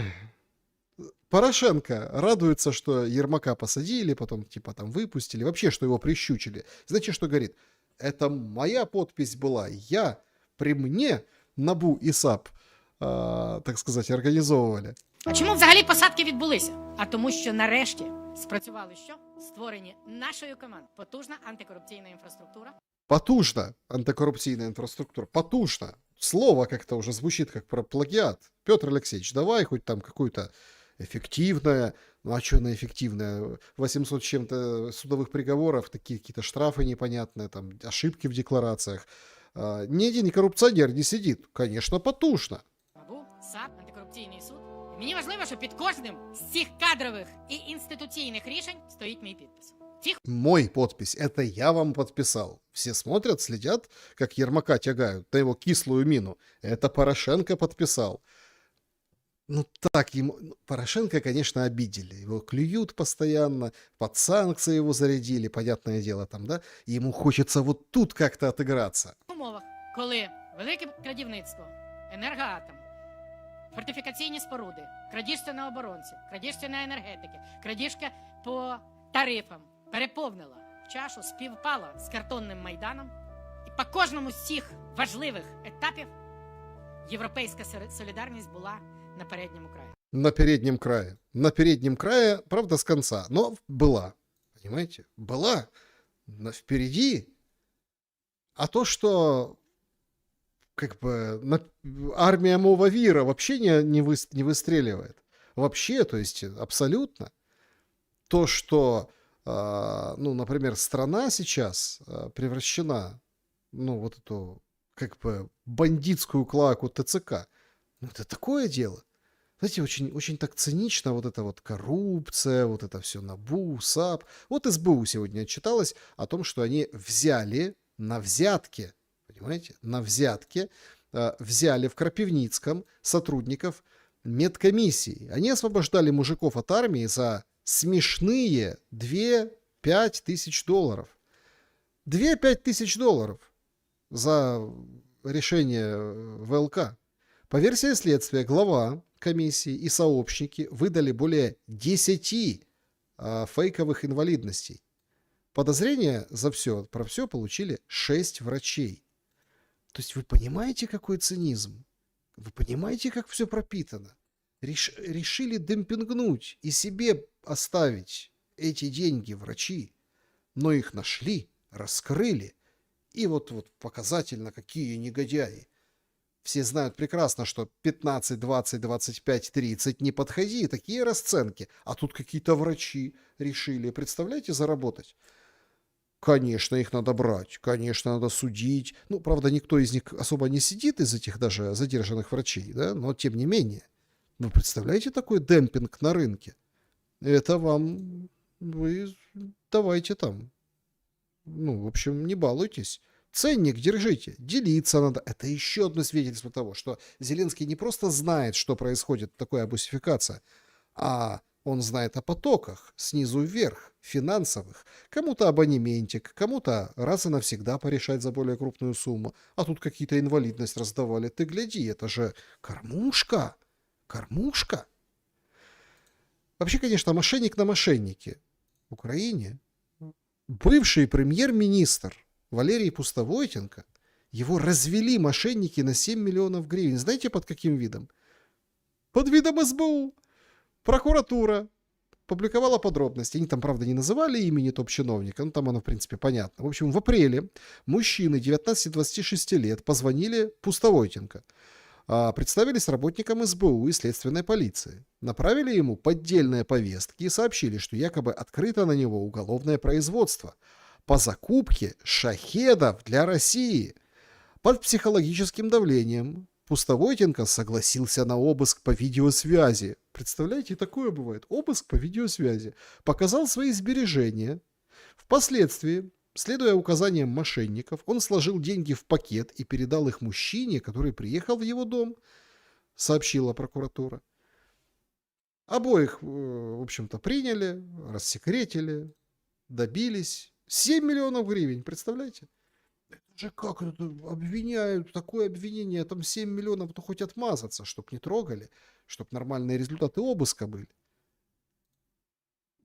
Просто неимоверная криминогенная обстановка, причем сходят с ума все. Сегодня в Святошино, это Киев, район Киева, женщина подстрелила соседа за замечание, что типа шумно.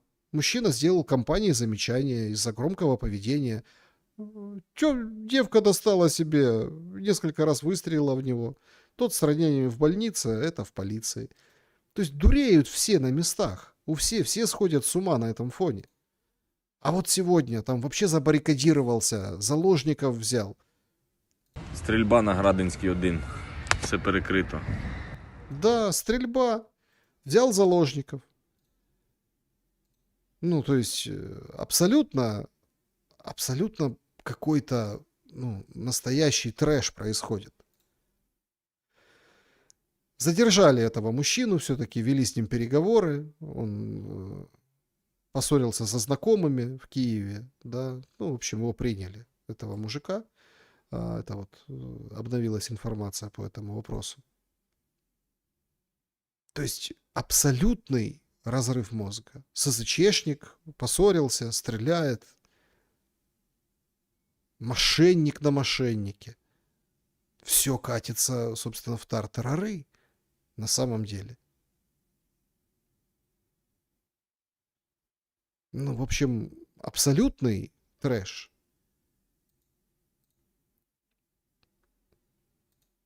Причем интересно, что в общем, какие-то там права человека, говорят, нам не нужны. Вот есть такой член украинской хельсинской группы. Иосиф Зисельс. Ну, украинец. Иосиф Зисельс. Украинец Иосиф Зисельс. Уважаемый человек. Говорит, все права человека это потом. Это не надо. А какие права? Раз государства не будет. Государство спасем, потом все вернем. Що не можна казати, що права людини понад усе. Бо є держава. Якщо ми збережемо державу, то ми відновимо в ній ті права, які нам вдалося завоювати, і зможемо розвивати цю систему далі. А якщо ми не зберемо державу, то взагалі про які права йдеться? Не буде ніяких прав. То есть сидит ножка на ножку, умный, в очках. Иосиф рассказывает всем, что, смотрите, как не будет никаких прав. Я диссидент в прошлом, я член Хельсинской группы. Поэтому Зеленский додумался сказать, короче, но у него же мышление быстрее, тиктоковские, такое клиповое более мышление. Он говорит, на паузе. И точно так же здесь. Права человека, я это перевожу, на паузе в Україні. Ми то прожили в тій системі, в якій більшість ще не прожило. І вони не розуміють, що програш в цій війні, про який я навіть не розглядаю таку можливість програшу, це концтабір. Це Україна як концтабір. Знищення частини людей, еміграція величезна, а ті, хто хоче зберегти своє українство, це просто концтабір і смерть. Концтабір и смерть. Концлагерь будет. Если Россия придет, будет вообще концлагерь. Представляете? Поэтому что? Поэтому потом про права человека. Все потом.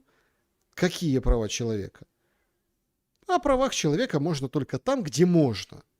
Ну вот, например, такая социальная реклама. В социальных сетях запустили. Такой прикол придумали. Голубая лента. Нет, это не связано со вчерашним маршем ЛГБТ в Одессе, которым отвлекают внимание от реальных проблем. То есть маршировали, тут вышли те, которые поддерживают традиционные ценности, подрались с полицией, а потом к вечеру, в общем, лупили опять по Одессе.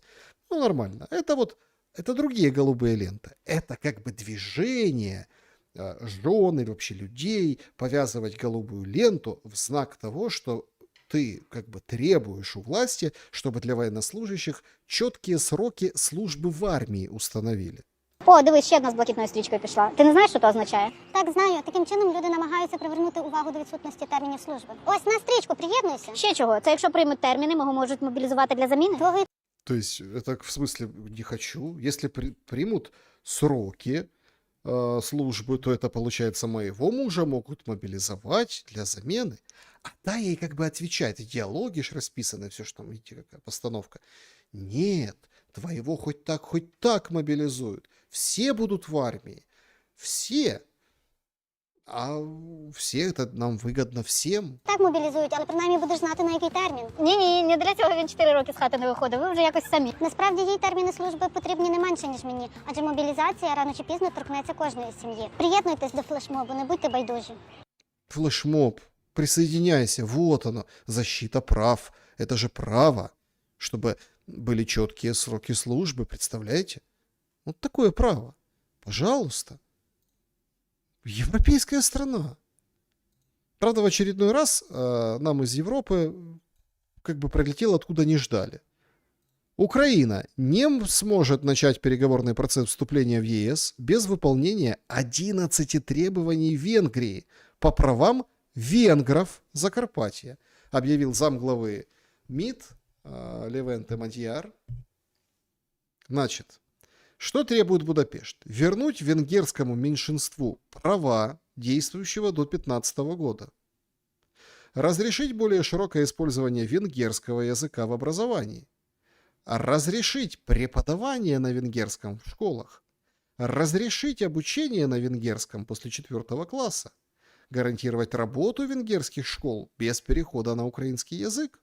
Разрешить использование венгерского языка в госучреждениях местной власти Закарпатья, вернуть более широкие права на использование венгерского языка в медиа и культурной сфере, обеспечить отдельное представительство венгерского меньшинства, восстановить статус традиционного национального меньшинства, гарантировать право венгров на собственное образовательное и культурное учреждение и согласовывать будущие языковые образовательные законы Украины с венгерской общиной Закарпатья. Так-то на секундочку.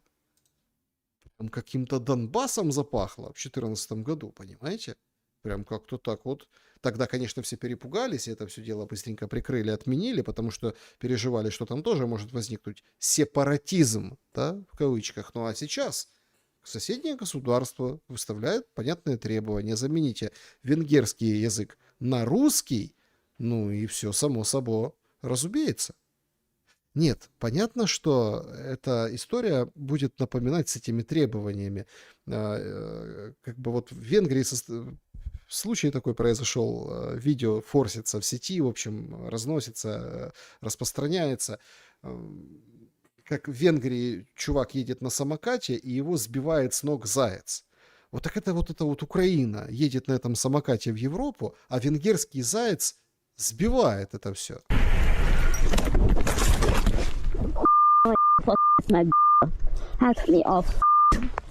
Hatalmasat esett ez a rolleres férfi, miután egy mezei nyúl szó szerint az arcába ugrott. Mutatjuk lassítva is a döbbenetes videót, amin látszik, hogy a riadt állat egy pillanat alatt ugrott a férfi elé, majd le is lökte őt. Вот так вот.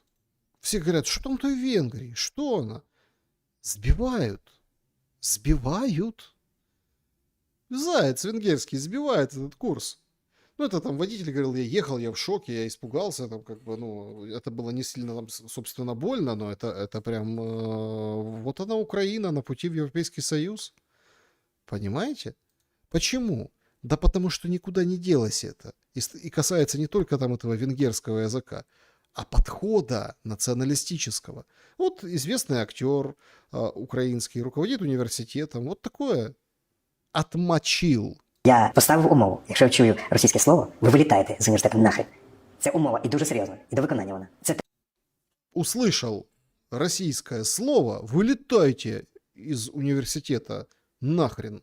А давайте заменим русское на венгерское. Почему бы и нет? важель, яким я користуюся, будучи керівником. Решта, то я ж вам сказав, спілкування як з колегами. Але тут я маю право голосу. Я не дозволю. Руського кіна більше не буде.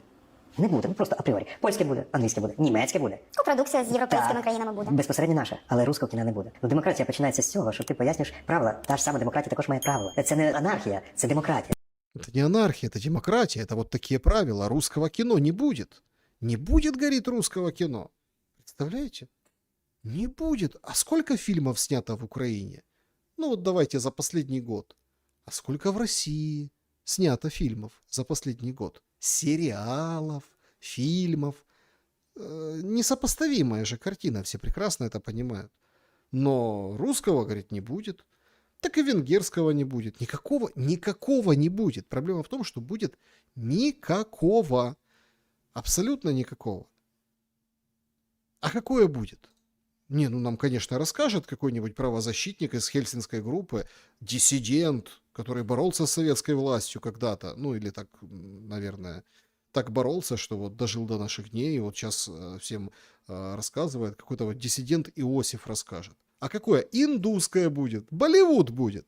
Потому что мигранты, потому что вот это все. Причем самое интересное, это же он как университетом руководит. Вот статистика. Количество иностранных студентов в Украине сократилось в 5 раз за время вторжения. Со 100 тысяч до 20. Вот рассказал замминистра образования. Сейчас в Украине больше всего иностранцев обучается из Китая. 6 тысяч человек. Потом Азербайджан, Грузия, Индия, Марокко, Турция, другие страны Центральной Азии. Вот такие иностранцы у нас учатся. Ну а чего? Конечно, тут не будет никакого российского кино. И вообще ничего не будет. Понимаете? Вот такое вот оно, высшее образование. А что будет? Ну, если те, которые учатся наши, то они ж в любом случае, они ж все за отсрочку учатся. А не будет отсрочки, не будет, собственно, и такого потока. Вообще никто учиться не будет. Вообще не будет никто учиться. Потому что, ну, приедут индусы, может, они будут учиться. Ну, те, которые тут останутся, корни пустят. Те, может быть, и да. Но не в Умане. Не у Иосифа, не в Умане. Вот Рэбе рассказывает. Спрашивают у него, а нужны тут индусские сотрудники? Ну, вот как везде, там, во Львове, на Франковске. Говорит, ні. Умань повинна прийняти робітників з Індії. Наша Умань? Нет, конечно. Они нам здесь не нужны. Целая страна для них открыта. Пусть едут в Киев. У нас места уже нет. У нас места уже нет. Понимаете? Вот в Умане нет места. Вы едете туда, в Киев, вся страна для тебя открыта, а в Уман не едь. Что такое? А чего так? И никто же не возмущается, никто не высказывается против. В смысле? Так а Умань это уже что, не Украина? Подождите. Что тогда Украина? Тут на днях 78 лет Израилю было. 78. Такой фуршет закатили. Слушайте, были все. Дюша, Стас, там Дюша Метелкин, вот это, Никита, Стас, Дюша Метелкин, помните из Камеди старого? Было нечто. Сегодня 78 лет независимости Израиля. Пришли сюда посол Израиля, все консулы, которые есть в Украину, политики украинские, певцы. Ой, а кто это? Гончаренко, Масейчук, ничего себе. Празднуют в Киеве. כדי לתמוך בעם האוקראיני, כדי לקשר בין העמים, בין האוקראיני והישראלי, ואנחנו מאוד מאוד מאוד שמחים להיות פה. הגיעו לפה מעל 700 אנשים. Они тут говорят, что они очень рады, здесь там более 700 человек собрали. Смотрите, какой Гончаренко довольный-то на приеме. Киев. Подоляк! Ты гляди! Подоляк!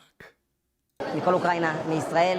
Ми, до речі, дві країни, які сьогодні знаходимося у великій війні. І нам треба більше спілкуватись, щоб були спільні оборонні технології, мілітарні технології. Тоді ми будемо досягати успіху.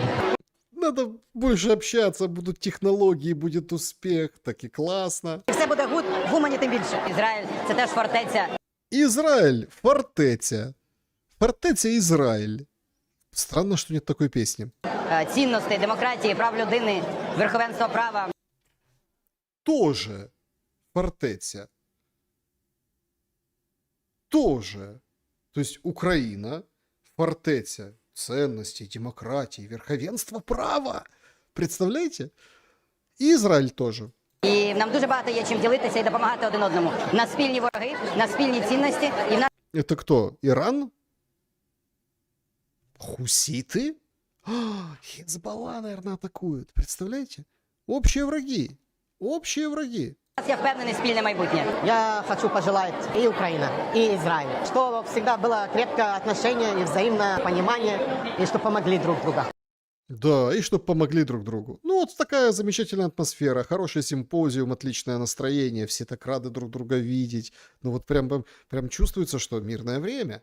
Мирное время. Верховенство права. Понимаете?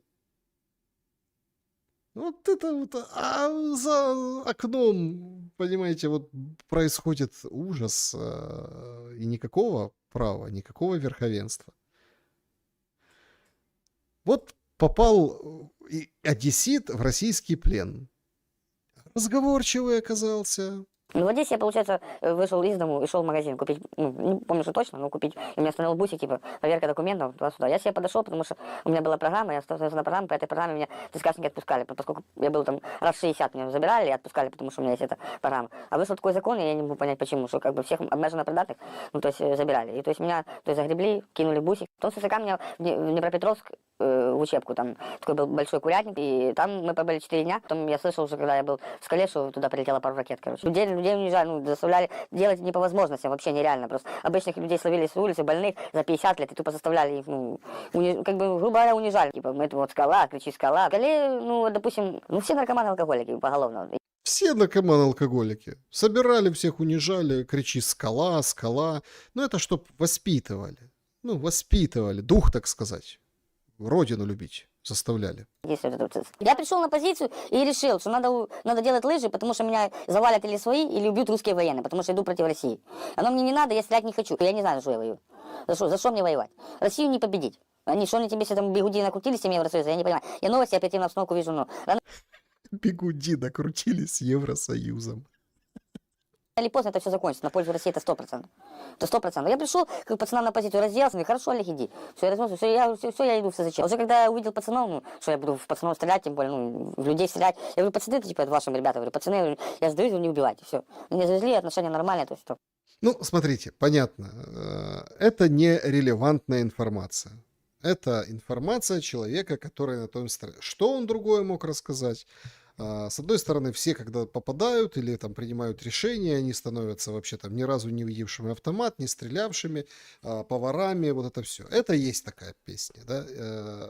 Но его вот эта вот такая вот неподкупность, вот эта вот искренность, понимаете, ее, конечно, можно спутать с каким-то там принуждением или принуждением обстоятельств, но тем не менее, ну так, а так же это по большому счету и есть. Собирают не пойми кого, и 90% там именно таких. И отправляют. И человеку надо очень постараться, чтобы как бы сохранить себе жизнь и перейти на другую сторону. Некоторые смиряются с тем, что это дорога в один конец, и это на самом деле и есть дорога в один конец. Но некоторые идут не на сторону противника, а туда, в тылы. А там наркоманы-алкоголики уже там с каким-то после учебки, после какого-то там боевого слаживания опыта или всего остального вообще творят вещи. С катушек слетают. Вот в Житомире просто чувак взял нож и ходил и резал всех вокруг. Это его полиция задерживает. Оперативная съемка. Став, зупинився, поклади ніж, на коліна, я сказав. Згідно статті 45 2 застосовано спецзасіб кайданки, що ти зробив? Резал типов. Де людина там? Резал типов. Ну и там вот раненому человеку оказывают помощь. А де він лежить? Нормально наклав турнікет? Запиши час на турнікет і скажеш мені потім. Розрізай Вадим футболку теж. Все нормально, братуха буде з тобою. Все нормально, все нормально.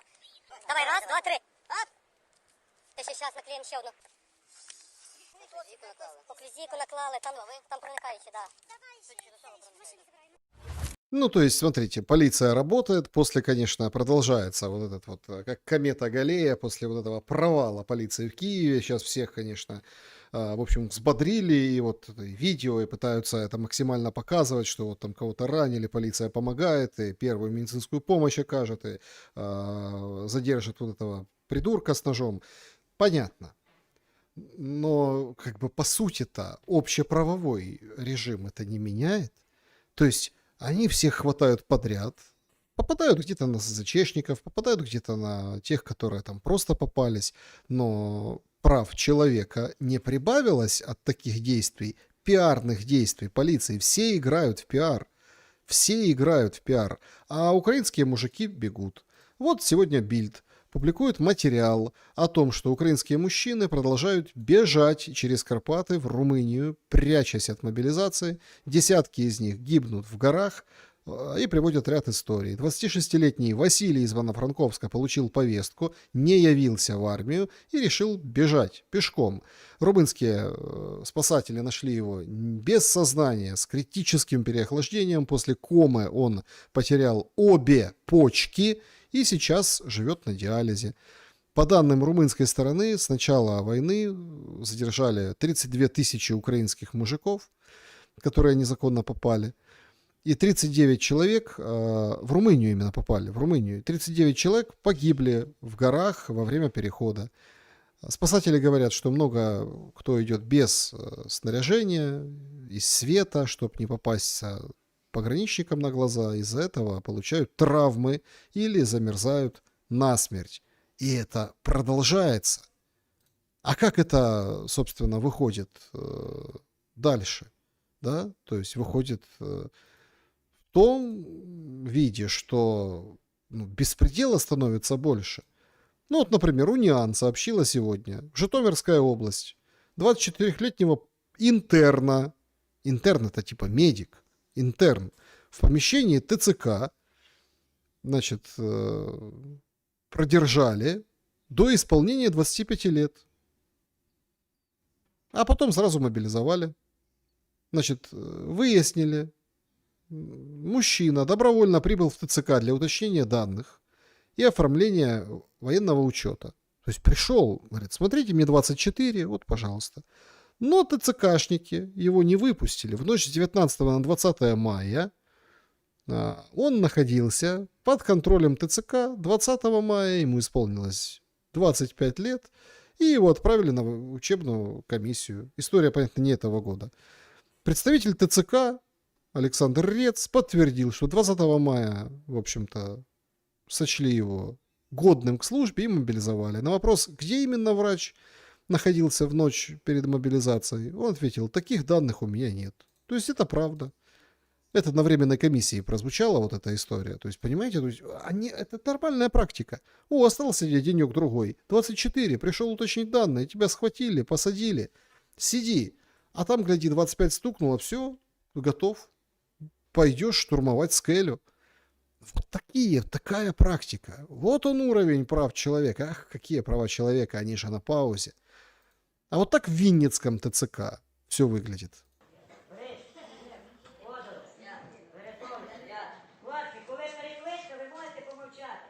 Говорят, когда перекличка, выходи, не молчать. Это они пришли, у них перекличка. Поверка, поверка.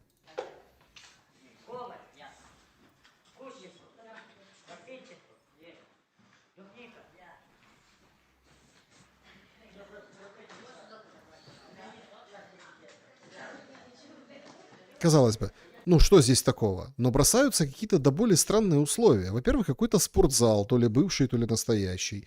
Какой-то странный спортзал. Какие-то непонятные зассанные матрасы. А вот когда нет ТЦКшников у этих же ребят, которые удалось попасть туда с мобильным телефоном, с камерой. У нас кровати приколы мы. Ну-ка, оторви. Поклеили нахуй. Сейчас без блядь. То есть приклеенная подушка.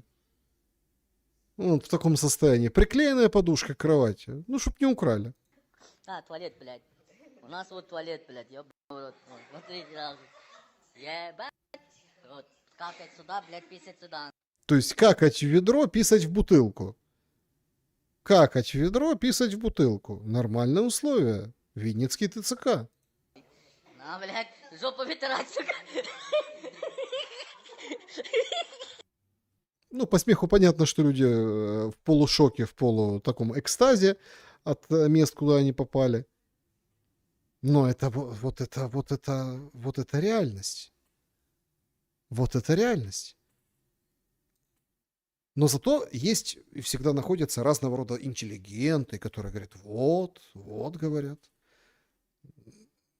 Идентичность украинская, теперь это воєнна ідентичність. Ми ж як Ізраїль. Ми маємо просто сказати, але не просто зробити. Ми маємо вибрати певну модель. І ця модель має бути народ-армія. Модель народ-армія.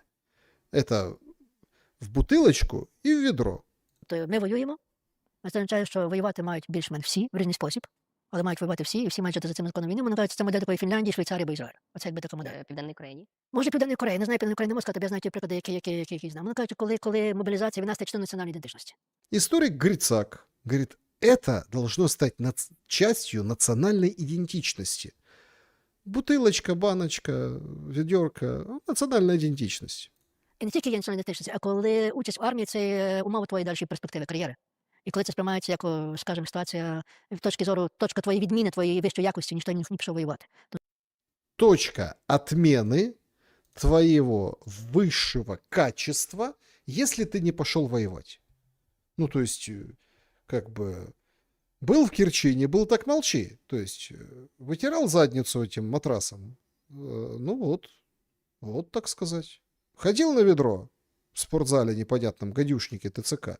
Спал на приклеенной подушке. Непонятно, чем она приклеена. Все.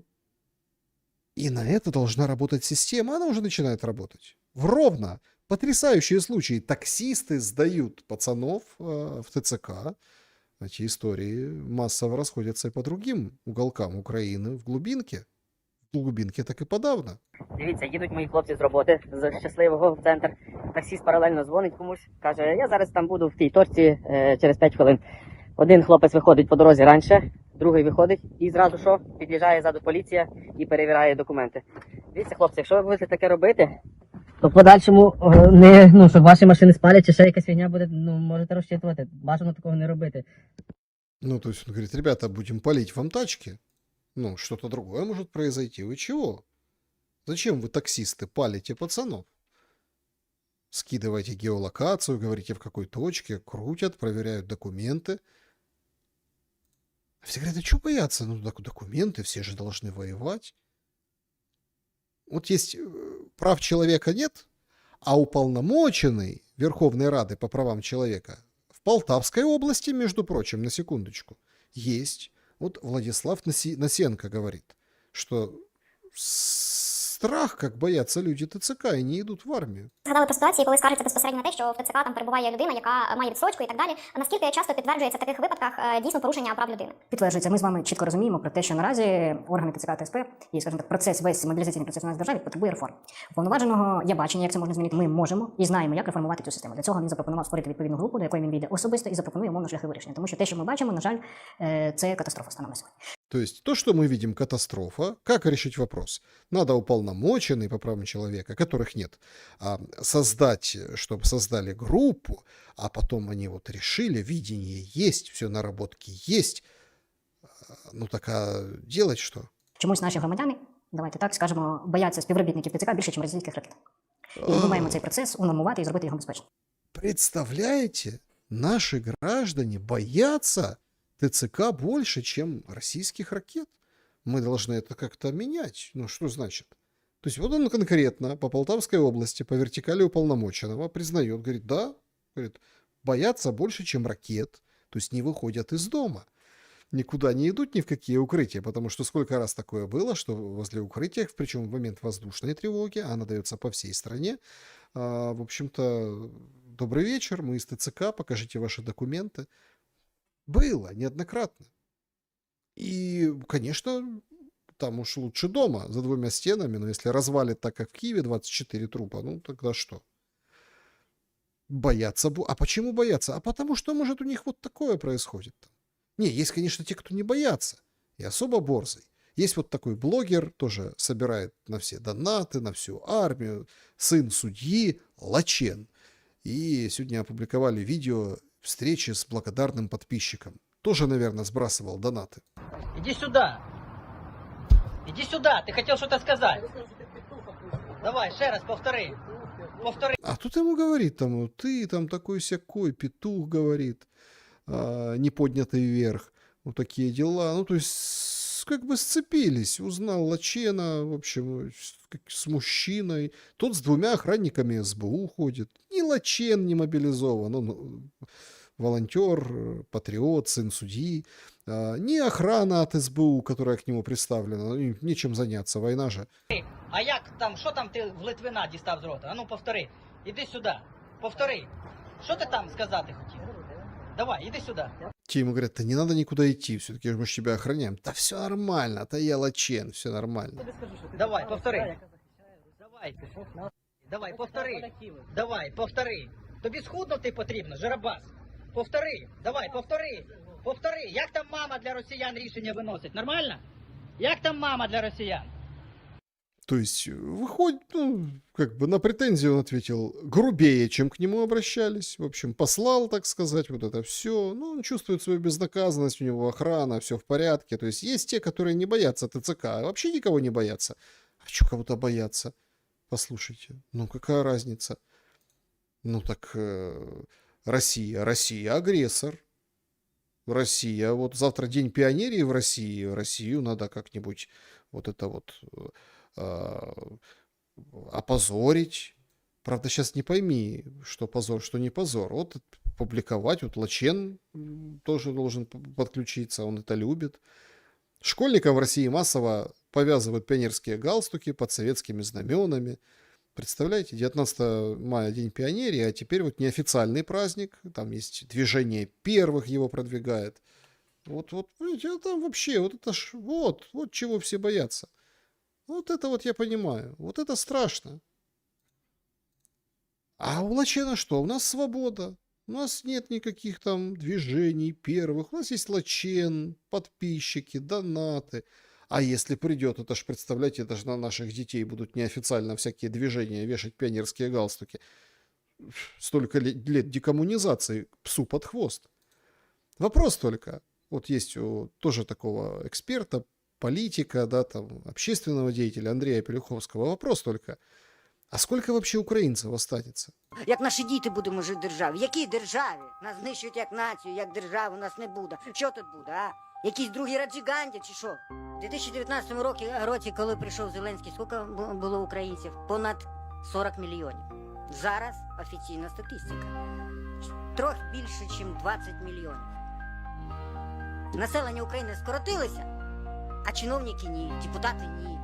Да ладно. Население сократилось, а депутаты нет. Страна депутатов, чиновников и прокуроров. Прокурори ні, слідчі ні, ніхто не скорочується. Навіть скоро на кожного українця буде свій прокурор, свій суддя. Які мігранти в Україні? Вони сюди приїжджають. Житло на халяву, тобі ж даром, так? Житло, зарплата від $800 щомісячно. Це коли пенсії 3-4 тисячі гривень, разова допомога, трьохразове харчування безкоштовно. Ну понятно, страна мечты. И помощь, и все. То есть, ну как бы идем не туда. Не туда завернули. Не туда. А от кого зависит сейчас? Ну Европа же платит деньги, значит она должна как бы вот, да, договариваться от политиков, выпускать у нее материал, что кандидатуры обсуждают спецпосланника Европы на мирных переговорах об Украине с Россией, Ангелу Меркель, Стуба, президента Финляндии, премьера Италии, бывшего Марио Драги.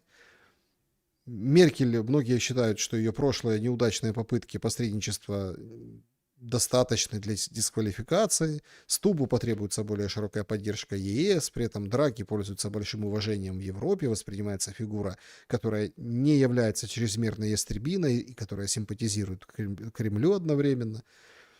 Кая Каллас предлагает себя. А Путин хочет Шрёдера. Понимаете? Ну, Меркель отказалась уже от этого. Причем так интересно отказалась. Говорит, мы смогли провести переговоры с Путиным только потому, что обладали политической властью, потому что были главами правительств. Эта власть необходима. И лично мне никогда не пришло бы в голову попросить посредника поехать в Минск от моего имени поговорить с Путиным. Это нужно делать самостоятельно.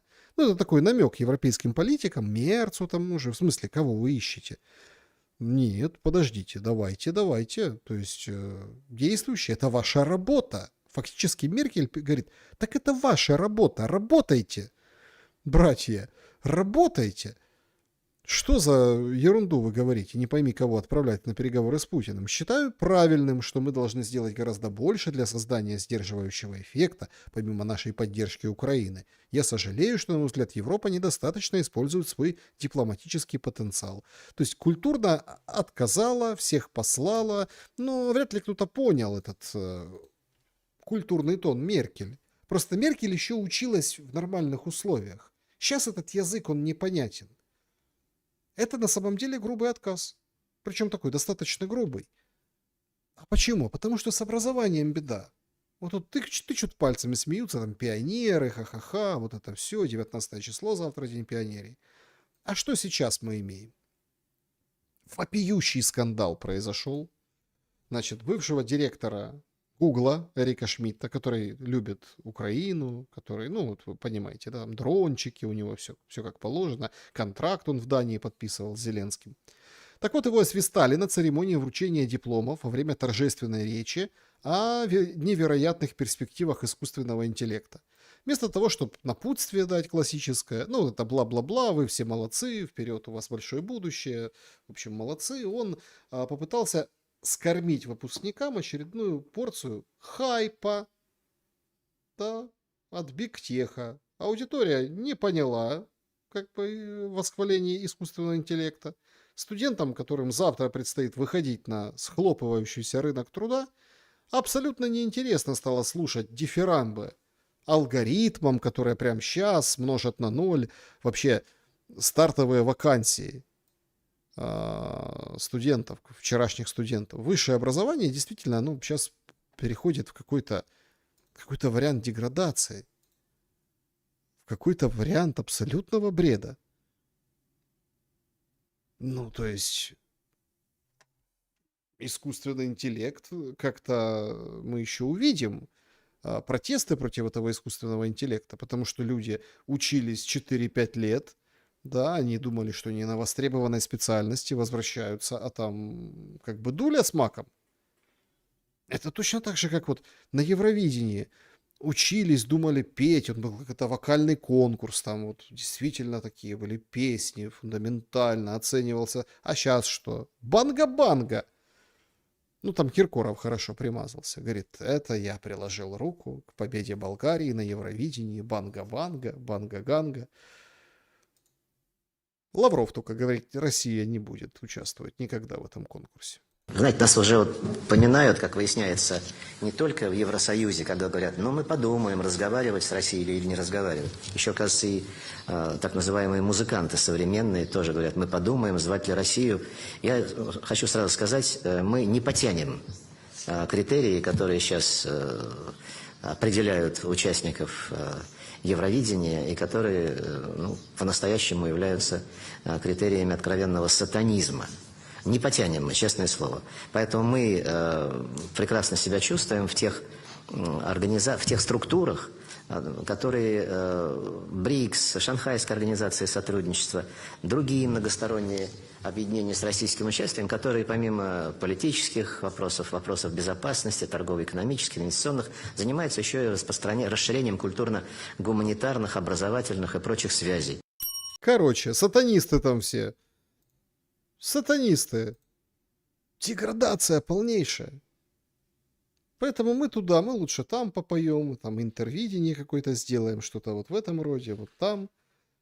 Там не без эксцессов, ну и так далее. Вообще, конечно, вот так вот, если так завершать основную часть шума, то я очень попрошу, чтобы вы прокомментировали вот это видео. Ведь то, о чем говорит Лавров, то, что сейчас, собственно, Big Tech предлагает, искусственный интеллект, то, что происходит сейчас на войне, то, что происходит сейчас с нами, со всеми, ведь это было понятно еще там больше 30 лет назад. Больше 30 лет назад. И, четко раскладывали академики, умные люди, не знаю, там ученые, профессоры, мыслители. Еще очень и очень давно. Вот мнение. Мне интересно, как вы отреагируете в комментариях. Специально вот прошу, акцентирую на этом. И к чему вообще эта культура, искусственный интеллект. Вот, пожалуйста, Дмитрий Лихачев. 1992 год. Я не верю в прогресс. У нас есть прогресс техники, но у нас колоссальный регресс духовной жизни и культуры, вообще культуры. Цивилизация развивается, но это нечто другое, а культура не развивается. Вы считаете, что реально спасти культуру? Если мы все за это примемся дружно, и ни одна нация, ни один народ, а весь мир, 21 век, должен быть веком гуманитарной культуры, либо мы все пропадем. Понимаете, ведь дело дойдет до того, что изобретут карманную атомную бомбу, и один человек сможет терроризировать не только какую-нибудь страну, но весь земной шар. Отсутствие духовной культуры ведет к агрессивности, к страшной. Ведь мы стали агрессивны. Человечество стало агрессивным. Не один народ, все. И мне биолог говорил, что это неизвестно, почему происходит. То же самое в животном мире. То есть хищники развиваются больше, чем нехищные виды животных. Сейчас, скажем, идет страшная экспансия чаек. Чайка – это хищные животные. И они уже становятся сухопутными животными, птицами. Они живут на помойках на всяких. Так вот, если мы не будем агрессивны, тогда перед нами открыто будущее. Если все пойдет так, как идет сейчас, и гуманитарная культура не будет развиваться, разовьется агрессивность, и мы тоже будем, как чайки, жить на помойках. Ну, как бы как чайки живем на помойках. То есть тут вам искусственный интеллект, но агрессия ведет к тому, что ты будешь жить на помойке. Почему? В 92-м году эту связь прослеживали, вот в контексте этого высказывания, а том, что нам... Ну, то есть цивилизация, да, развивается, смотрите, искусственный интеллект, технологии, роботы, но ты живешь как человек на помойке, потому что прогресса нет в культуре. Важные слова, о которых нужно задуматься, по моему мнению, и хорошенько пошуметь по этому поводу в комментариях. А ведь так все и получилось. Так ведь все и получилось. Люди в своей массе живут на помойках, в помойку превращают их ареал жизни, иногда в прямом смысле такие полигон мусорный из камня, гвоздей, как сейчас в районе линии фронта. И люди... А началось все именно с отсутствия прогресса в культуре. Так что культура тоже важна. Так, друзья, давайте заглянем, что у нас здесь, собственно, там, если что, произошло. Ну, понятно, дроны 320 штук полетели атаковать Россию прямо сейчас. Ну, в общем, как бы ожидай прилета, эскалация продолжается. Чтоб это было... Цена этому всему. Ну, там, короткая приписка после очередного массированного обстрела Украины. Это типа возмездие. Ну, и параллельно, конечно, тревога в Украине из-за дронов, из-за гераний. Значит, опять в Днепропетровской области уже только что атакована была 3 баллистическими ракетами объекты нефтегаза. Повреждения, разрушения. Персонал вроде как не пострадал. Это вот по состоянию на сейчас. Вот такие новости. О боже. Глава МИД Литвы призвал НАТО напасть на Калининград. Мы должны показать русским, что мы можем проникнуть в наибольшую крепость, которую они построили в Калининграде.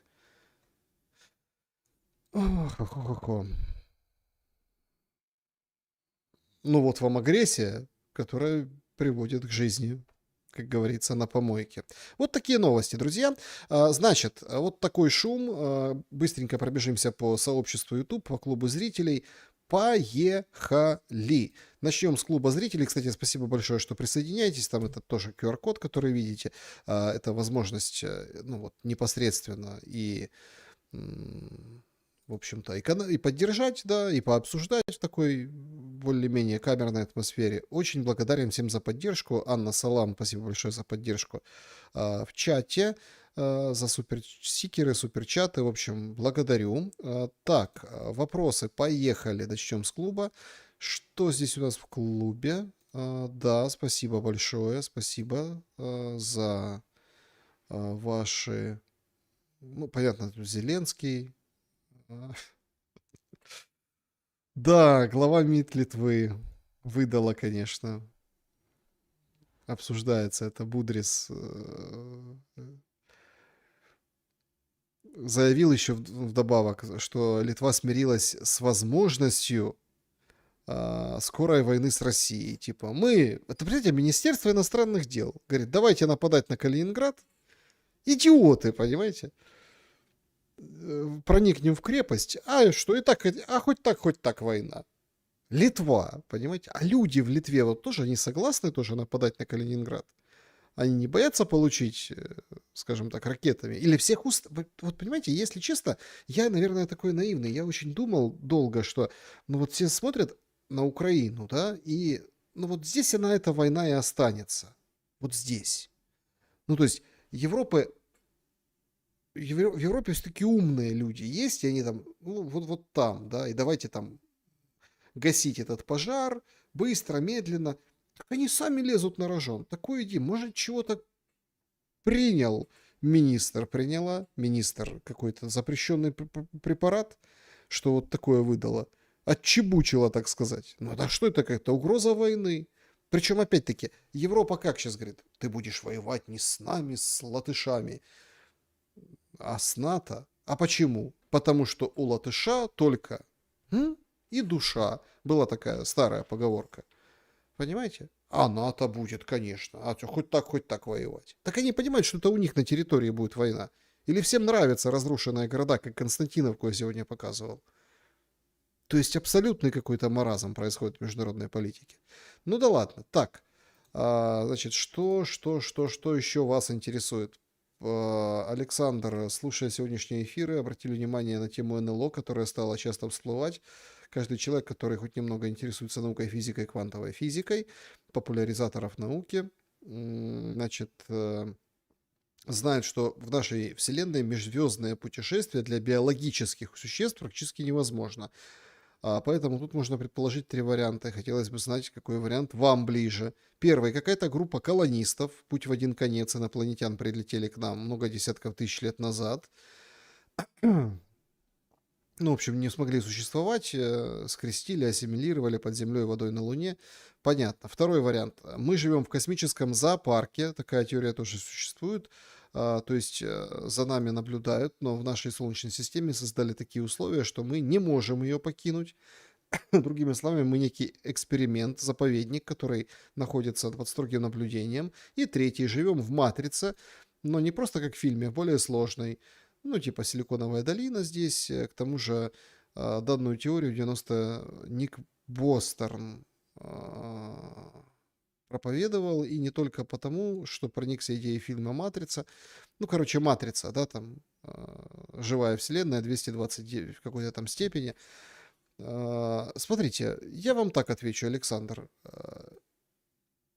Я все-таки верю в Бога и в божественное происхождение. Если это божественное происхождение нас подпадает под группу колонистов или космический зоопарк, ну, понятное дело, а может где-то и в матрице, то пускай. То есть мой ответ основывается на этом. А там уже это вариации. Потому что наша вся проблема, и почему война у нас, да, и почему вот эта вся история. Потому что потеряли духовность. И я не говорю о там фанатичному вероисповеданию, еще духовность мы потеряли. Смысл там в церковь ходить, в Бога. Смысл верить в Бога — это развивать свою духовность.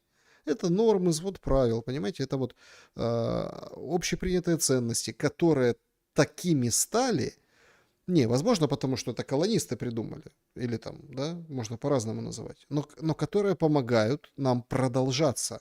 А когда мы от них отказываемся, ну, это приводит к гибели. И вот к тому, что мы как чайки живем на помойке.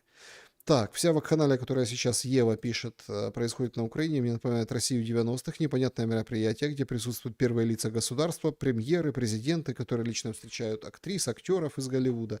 Смешно, когда актрису встречает первое лицо государства, непонятные рекорды и достижения, и постоянно подкормка в виде критики общего врага. В России это был СССР. И ремарок, зато сейчас мы свободны. Ну и, конечно, полное отсутствие законов. В целом надо просто пережить. Переживет Украина, пойдет дальше. Не переживет, значит не переживет. Согласен с вами, но пока не переживает, к большому сожалению.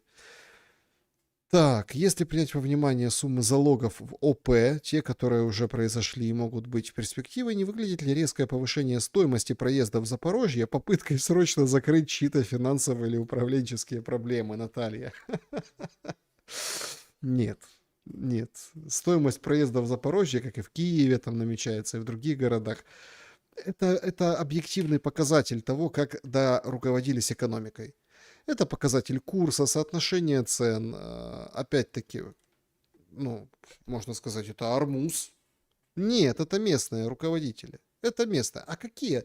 Ну, смотрите, стратегические есть запасы топлива, да? Так их бомбят. Ну, то есть бомбят, а если не бомбят, то списывают. Воруют и сказали, что разбомбили. Понимаете? То есть это все много накладывается. Война все списывает. А экономики, законы, они логичные. Поэтому вот повышение. Ну, косвенно, да. Косвенно вы правы. Так, Саша, привет со Жмеринки. Вопрос, ладно, с теми палантирами и прочими подобными. Как с нашими затейниками войны в Украине поступать? Ведь злом не победить. Или они нас, иначе, как говорит Уралов, война будет до 1954 года. Я думаю, не мы их, не они нас. Я думаю, что они сами выжрут друг друга, положат много людей. Но я думаю, что очень много... Ну, короче, произойдет интоксикация войной. и слово «война» вообще будет запрещена. Не то, что там русские, там москали, там или хохлы, или вот это все. Война будет запрещена как таковая. Все такие, мне так нравится вот эта история. Нет, СССР был очень милитаризован. Но он был очень ограниченно милитаризован. Военные в военных городках. Ну, понятно, другая была инфраструктура, логистика. Не в этом суть. Еще какие-то моменты. Зорницы в школах, да. Подготовка, да. Армия, служба, да. Но, то есть, мирная жизнь отсекается от военной. В Украине так не будет. И будет перенасыщение, интоксикация, что просто выблюем мы эту войну. Как сейчас и происходит. Я имею в виду в общественном, гуманитарном смысле этого слова. Вопрос. Александр Малафеев сказал, что украинцы проиграть не могут, потому что они русские, а русские не сдаются. А как же разгром белых красными? Хороший аргумент, Петр. Хороший аргумент. Ну... Ой, вам тут оппонируют там... Победили мы, потому что белые немцы у Николая, да, белые не сдавались, они воевали до последнего, отступили. Ой. Ну, в общем, Петр, аргумент хороший, но разгром исторический был. Потому что кто-то на правильных исторических рельсах, а кто-то на неправильных. Хотя я знаю, есть фанаты, идеологи, прям такие люди, которые за вот это, им нравится романтика вот этого белого движения. Но, тем не менее, история показала то, что показала. Так, что у нас в чатике? Так. Значит...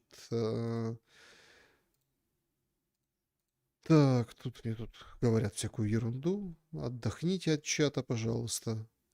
Бога нет, нас создал искусственный интеллект. Ха-ха-ха. Спасибо большое. Александр, здравствуйте. Как вы думаете, если власти вновь придет Порошенко, он продолжит курс армия Муавира, откажется от него или как-то изменит под себя? Изменит под себя. Но он не придет к власти, конечно. Только если там как-то звезды сложатся. Опять будет какой-то венский сговор. Ну или не венский, какой-то другой сговор.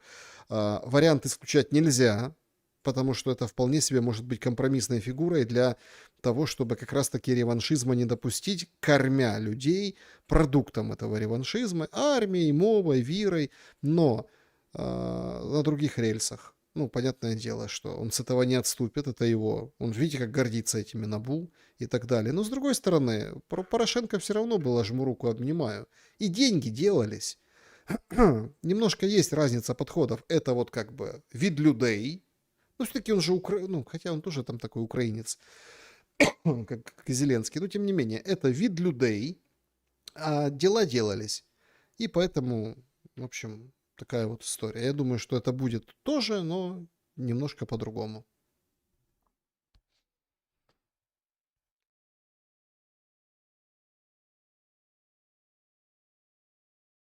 О, Вышний Волочок с вами. Спасибо большое. Да, подведем итоги опроса. Если Трамп начнет опять бомбить Иран, для Украины это обернется 4% заморозкой, 15% сдачей Донбасса, 28% неконтролируемой эскалацией и 53% никак не отразится на Украине. Спасибо большое за то, что проголосовали. Так. Так, почему Арестович отказался дебатировать с Мосейчуком? Не, ну почему? Ну, узнаем темы, может, договоримся, подебатируем. Тут же, понимаете, вопрос в формате этих дебатов.